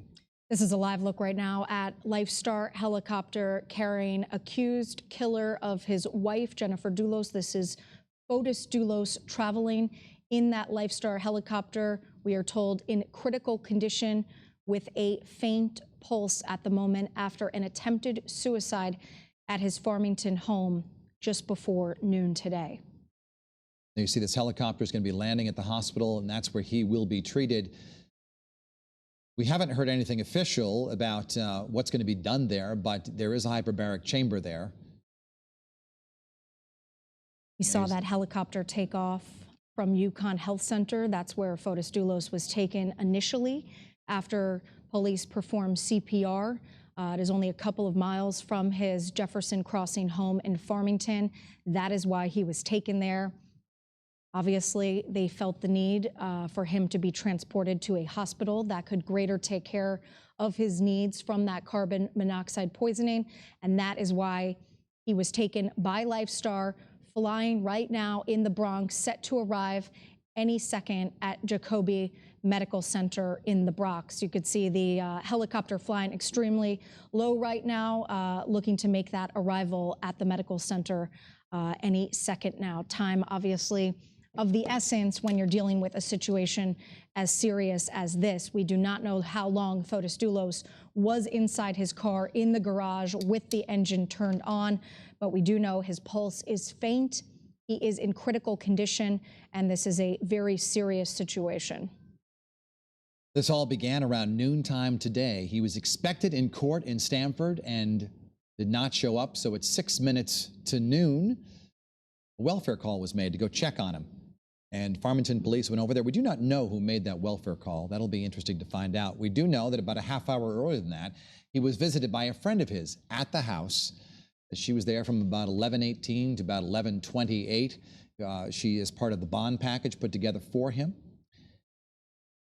And then the call again, 11:54, and then at about 12:05, we saw him pulled out of the garage. It doesn't take long for Farmington police to get to his home on Jefferson Crossing, and then 12:05, live on Channel 3 Eyewitness News at noon, we saw him pulled out of the garage, one of the 5 garage bays there, and police started administering CPR. You're watching live right now. Fotis Dulos is inside that Lifestar helicopter. It just landed, as you saw, at Jacobi Medical Center that is located in the Bronx. A number of emergency personnel and first responders on the scene right there.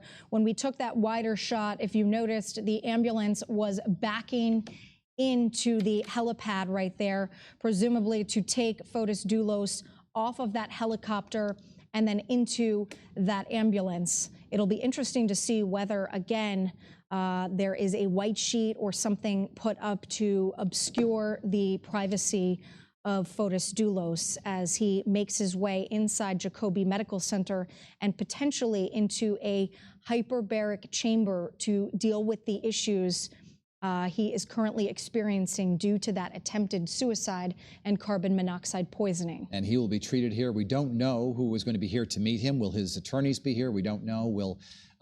Does he have a family member who's going to be here? We just don't know. Important to note that he was scheduled for an emergency bond hearing today. He never showed up. It was supposed to be in Stamford.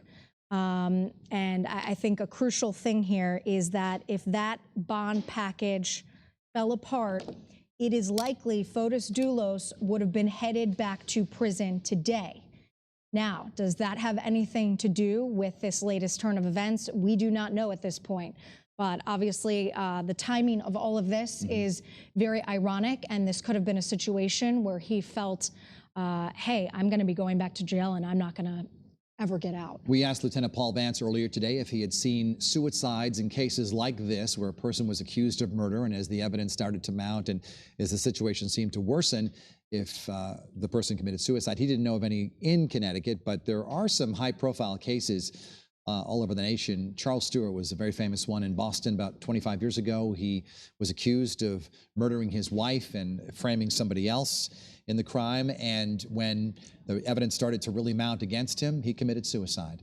And there were a lot of people asking today, if he had committed suicide, well, what would have happened to the big unanswered question, where is Jennifer Dulos's body? If he does in fact know, obviously he's innocent until proven guilty, but if he does in fact know where she is, where her body was put, that would be a question that and an answer he would take to the grave.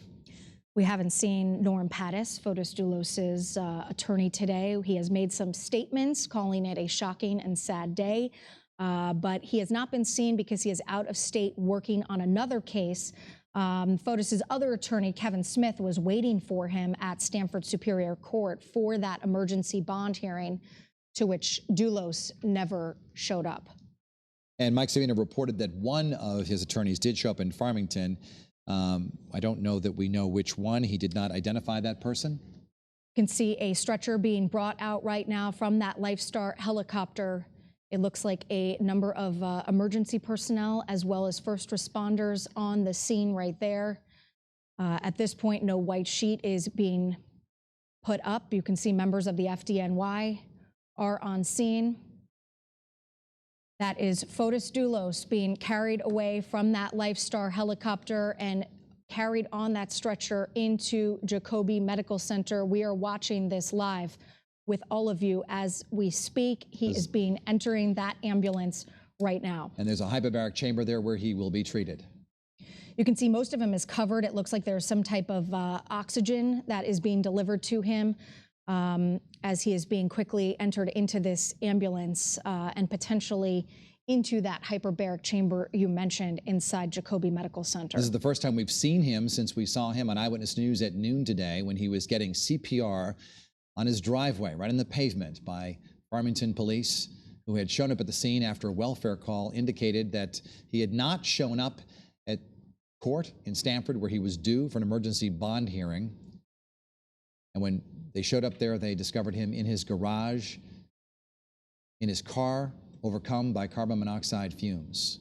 The doors of that FDNY ambulance are now closed. We'll be heading to Jacobi Medical Center for him to be treated for carbon monoxide poisoning after his attempted suicide a little over 4 hours ago now. And we're just going to watch this ambulance leave for the hospital, and then we can actually walk you through the case a little bit. I know that some of you forget some of the details. It's been certainly leading our news since May of last year, Memorial Day weekend, when this whole story broke. Started off as a missing mother from New Canaan. Later, we learned that she had ties to Metro Hartford, New York. He was from Greece. It was a story that had a lot of different elements in it as it developed over the year. And there you see the ambulance is going to be taking him to Jacobi Medical Center, which is not too far away. And this live view is courtesy of our sister station in New York, WCBS. This is their chopper capturing these views as LifeStar landed after leaving UConn Health Center, landed here in the Bronx on that helipad, transported into that FDNY ambulance, and Fotis Dulos now set to make his way to Jacobi Medical Center. We are told he is still in critical condition with a faint pulse, and obviously first responders feel that this is a more appropriate place for him to deal with the issues that he is experiencing from that attempted suicide. He needs that extra oxygen that is not being provided right now at another hospital. The hyperbaric chamber will allow, I was reading in one case, 3 times as much oxygen to enter the lungs as you can breathe normally. So, and it's pressurized. So if you're recovering from carbon monoxide poisoning, this is a good place to be. And there you see him pulling into the hospital, not too far away, but too far away to just be carried by stretcher from the helipad to the actual hospital.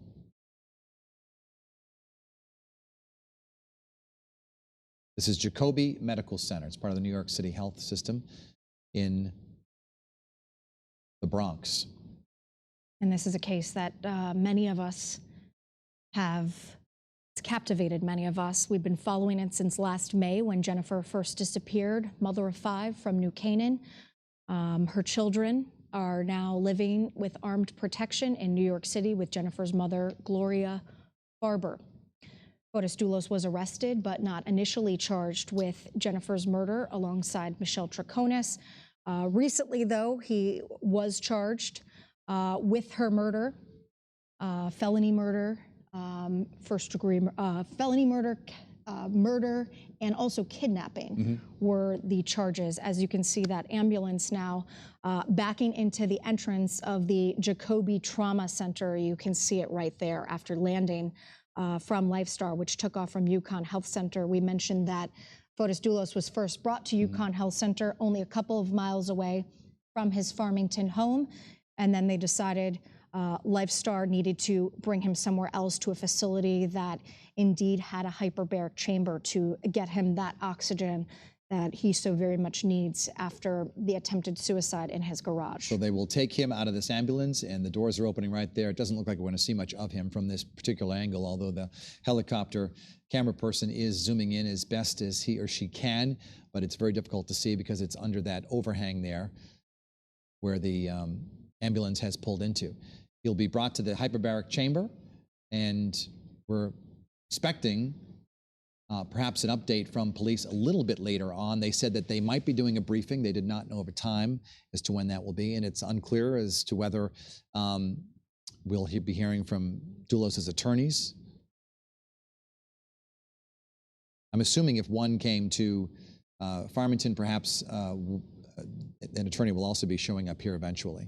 There he is. You see him being brought into the, and I think we've lost sight of him again. And that might be the last we've seen of him. Behind that brick wall right there.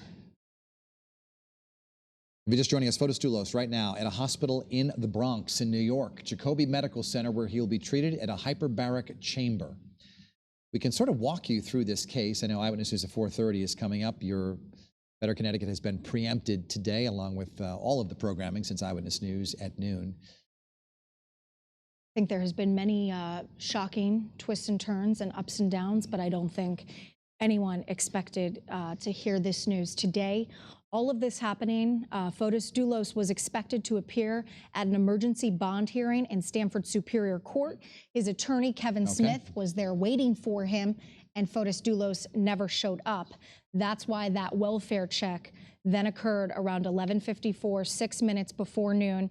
We showed you that video earlier from Drone 3 as police looked into the garage bays, possibly seeing Fotis Dulos in distress inside his vehicle, where he had attempted suicide and was suffering from carbon monoxide poisoning. This case certainly has captivated the headlines since Jennifer Dulos disappeared on the Friday Memorial Day weekend. And initially it was a report of a missing mom from New Canaan.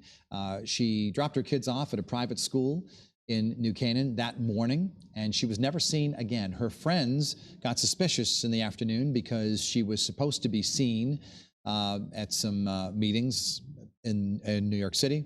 The nanny, of course, raised some questions because her car wasn't there, and then she was reported missing to police that evening. Fotis Dulos, we later learned, did go to the police station over the weekend to talk with police, and they took his phone, and that's really what led them to him, because what had happened is his phone showed that it was in Hartford's North End the night that Jennifer Dulos disappeared. So why was it there? We have this piece that I put together, which really kind of walks you through exactly what happened since the case first broke.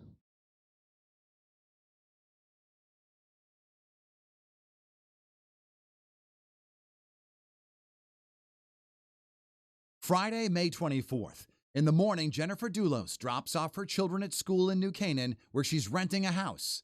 After missing several appointments, her friends call police to report she's missing. Her Chevrolet Suburban is found near Waveney Park in New Canaan. At about the same time, though we didn't know it then, two people resembling Fotis Dulos and his girlfriend are spotted on surveillance cameras in Hartford's North End, dumping several trash bags throughout the neighborhood. Saturday, May 25th, police searched the home in New Canaan where Jennifer Dulos was living. Police find blood and what they say is evidence someone tried to clean up a crime scene. Monday, May 27th. As Memorial Day is celebrated throughout the state, the Dulos disappearance is making national headlines as we're learning more about the troubled marriage of Jennifer and Fotis Dulos. Tuesday, May 28th. An attorney for Fotis Dulos says all 5 children are in Manhattan with Jennifer's mother, protected by an armed guard. Wednesday, May 29th, a friend of Jennifer's releases a statement as the search for Jennifer continues in Connecticut and New York. Meanwhile, we learn in divorce papers Jennifer said she was afraid of her husband. We begin tonight at 6 with breaking news. The search for that missing mother of 5 has now expanded to include the city of Hartford. Friday, May 31st, a bombshell from police.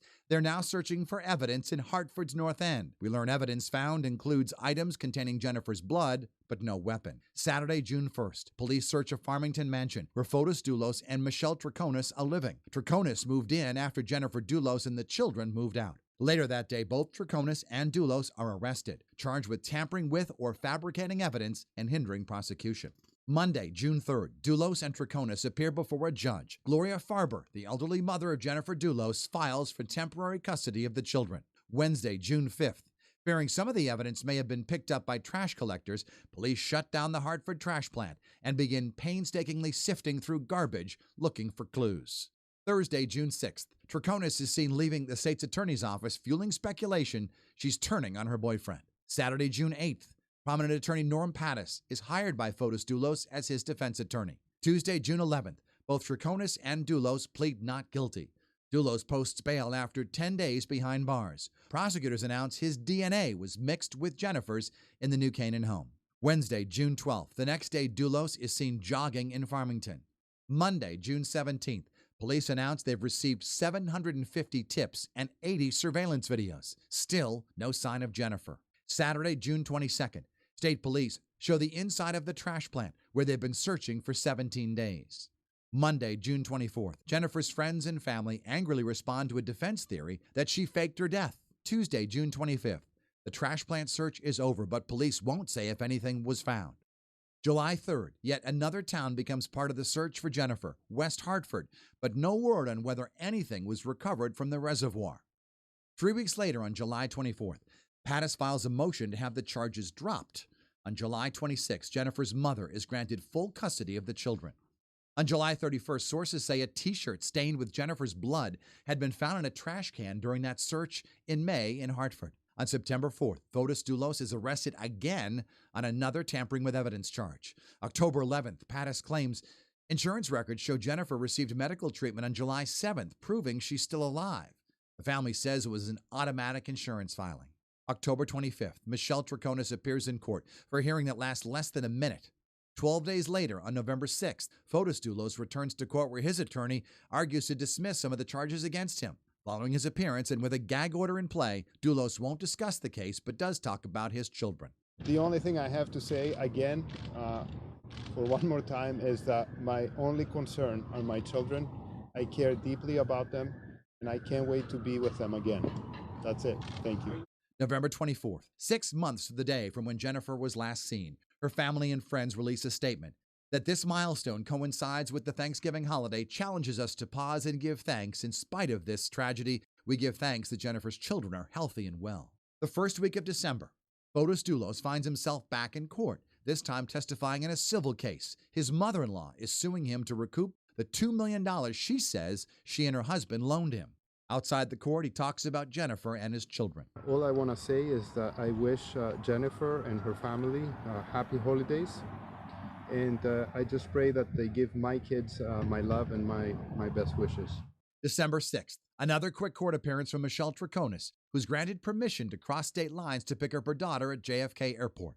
December 12th, attorney Norm Pattis argues to end the gag order he says is hurting his client's chances of a fair trial. While he can't talk about the case, Fotis Dulos does, again, talk about his desire to reunite with his children. I will not stop fighting for our right to be a family. The day after Christmas, Dulos asks a judge to dismiss his divorce case with Jennifer Dulos, indicating his intention to seek custody of his children through juvenile court. I'm Dennis House, Channel 3 Eyewitness News. Yes, and of course, the new developments today are that Fotis Dulos tried to commit suicide today as he was expected in court for an emergency bond hearing. There was a technical problem with his bond, and it's possible he could have gone to court today and been thrown back behind bars.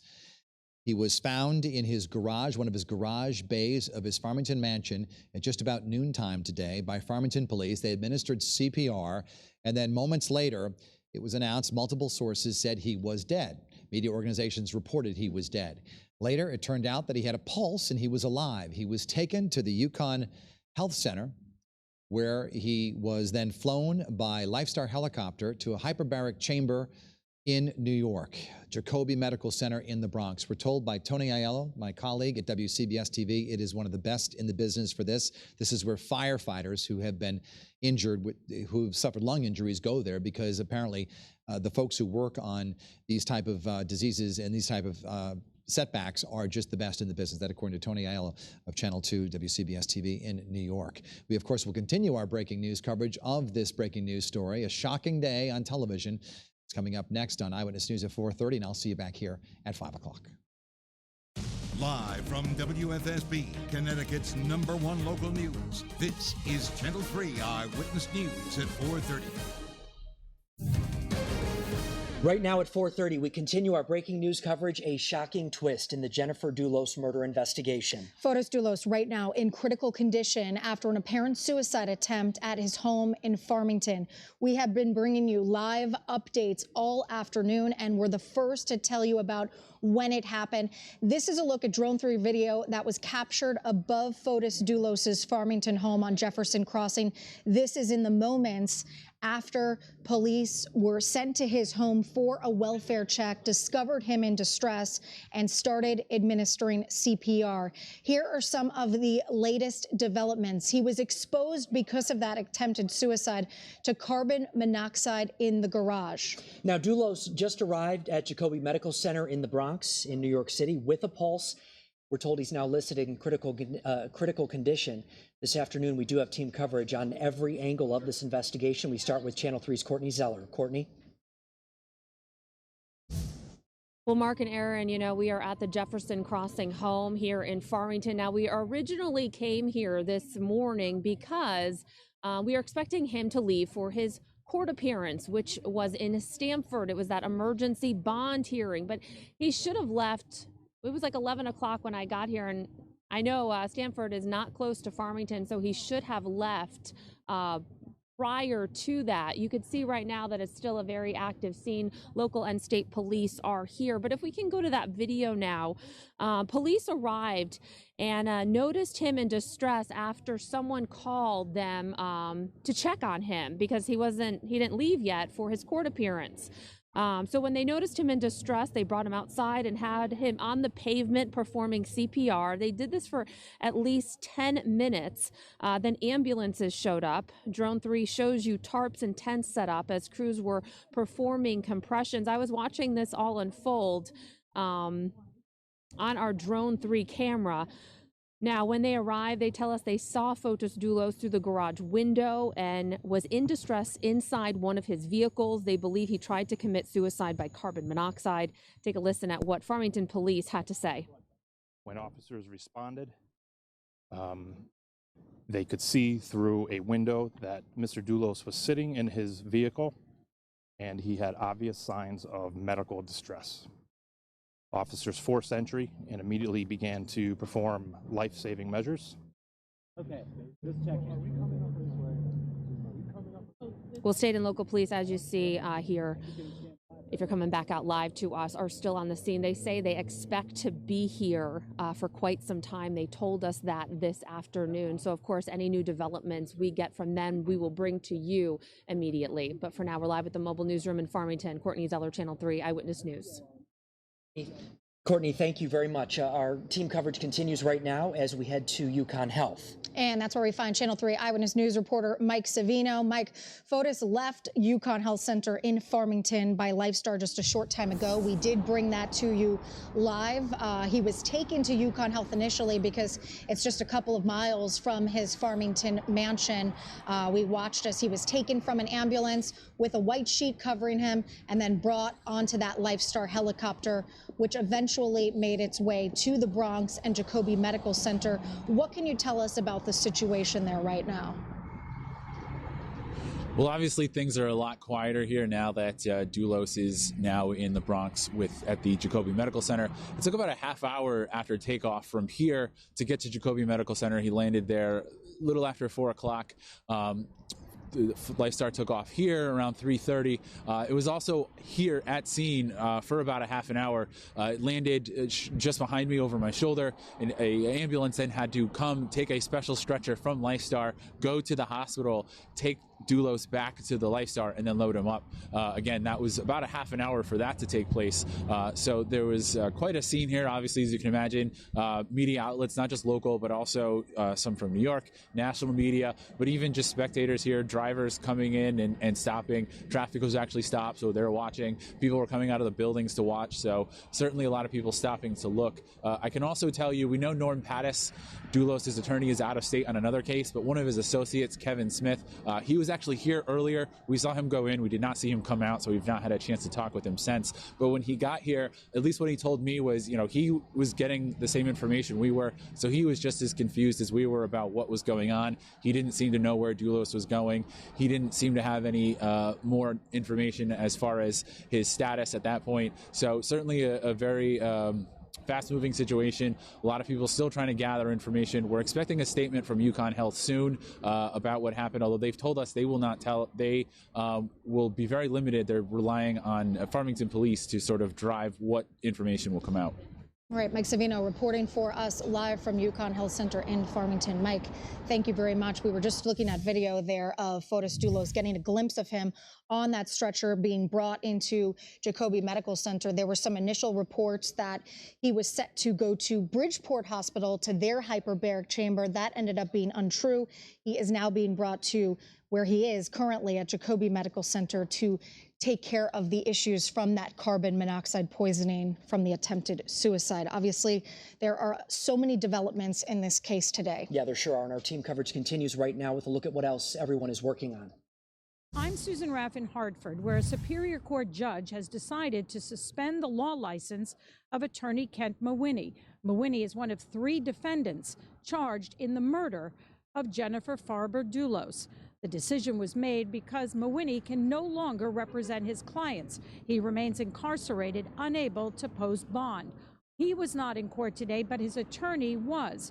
We asked his attorney about the latest developments regarding Fotis Dulos' attempted suicide, and at this point he told us he cannot comment. All right, that was Susan Raff reporting. We do want to catch you up right now on what we know as of roughly 4:30 this afternoon. Fotis is in critical condition at a hospital in the Bronx. As we mentioned, he was first brought to UConn Medical Center in Farmington, which is just a couple of miles away from his mansion. He was then taken by Lifestar. We brought that to you live to Jacobi Medical Center in New York City. Now, police say he attempted suicide in the garage at his home in Farmington. Once police were on the scene, they performed CPR after seeing him through a window there in the garage. We are told Fotis did discover he had a pulse and again is now listed as critical. Be sure to stay with Eyewitness News all throughout the night tonight. We are going to stay on top of this major developing story. We will send alerts. As soon as we find information out, we will send it to you right through our Channel 3 app. All right, as we continue our afternoon rush, weather-wise, a lot of cloud cover today across Connecticut, but we're at least dry. And temperatures, they're on the chilly side. Kenton down to 29, it's 35, and East Hartford 33, Lebanon, and Milford at 38. Keep in mind our normal high is 35, but these temperatures are a little bit cooler than 24 hours ago in the wake of a weak cold front that made its way through the state with little fanfare. So behind that front, a northwesterly wind at around 5 to 10 miles an hour, making it feel just a bit chillier. And temperatures will trend a little bit cooler, relatively speaking, as we head through the next couple of days. And Futurecast painting a scenario where the cloud cover eventually erodes overnight and throughout the day tomorrow. For our Wednesday, we should see at least a little bit more sunshine than we did today. And temperature-wise tomorrow, instead of starting off in the 30s, we're going to be starting off in the mid-20s by noon, hitting the mid and upper 30s. Between noon and 5 p.m., likely topping out in the upper 30s, close to 40. Then about 24 hours from now, dropping back into the mid-30s. So we'll have the latest, of course, on our tranquil stretch of weather that only lasts through Friday. That could change over the weekend. We'll have much more on a potential storm all ahead in the early warning 7-day forecast. Okay, Mark, thank you very much. We have a travel alert from the CDC right now. Americans are being warned to avoid non-essential travel to China, where the coronavirus is spreading. 5 cases have now been confirmed here in the U.S. Now, the government is evacuating Americans still stranded in a quarantine city, Wuhan, in China. Talks are also underway to get U.S. and World Health Organization officials on the front lines to work alongside Chinese officials. This is a major issue, major public health issue, and we basically just need the best public health people we have in the world working on this right now. U.S. health officials say they have developed a rapid test for diagnosing patients with coronavirus. They are working right now, they say, to develop a vaccine. Okay, that's your afternoon rush for you. Just some of the other stories we're following on this Tuesday afternoon. But there is still much more ahead. President Trump's defense wrapping up opening arguments. Why some senators are still split on calling witnesses in the impeachment trial. We are also going to have some breaking news involving an earthquake, a big one between Cuba and Jamaica. We will have details on that and much more on the Dulos investigation and today's latest developments when we Most watched local news. This is Channel 3 Eyewitness News. All right, guys, I'm going to end this stream now, and maybe I'll come back tonight if we get another update on Fotis. I will keep you guys posted. Thanks for being here. Thanks for being here this whole time, and thanks to all the new sponsors. I will see you later.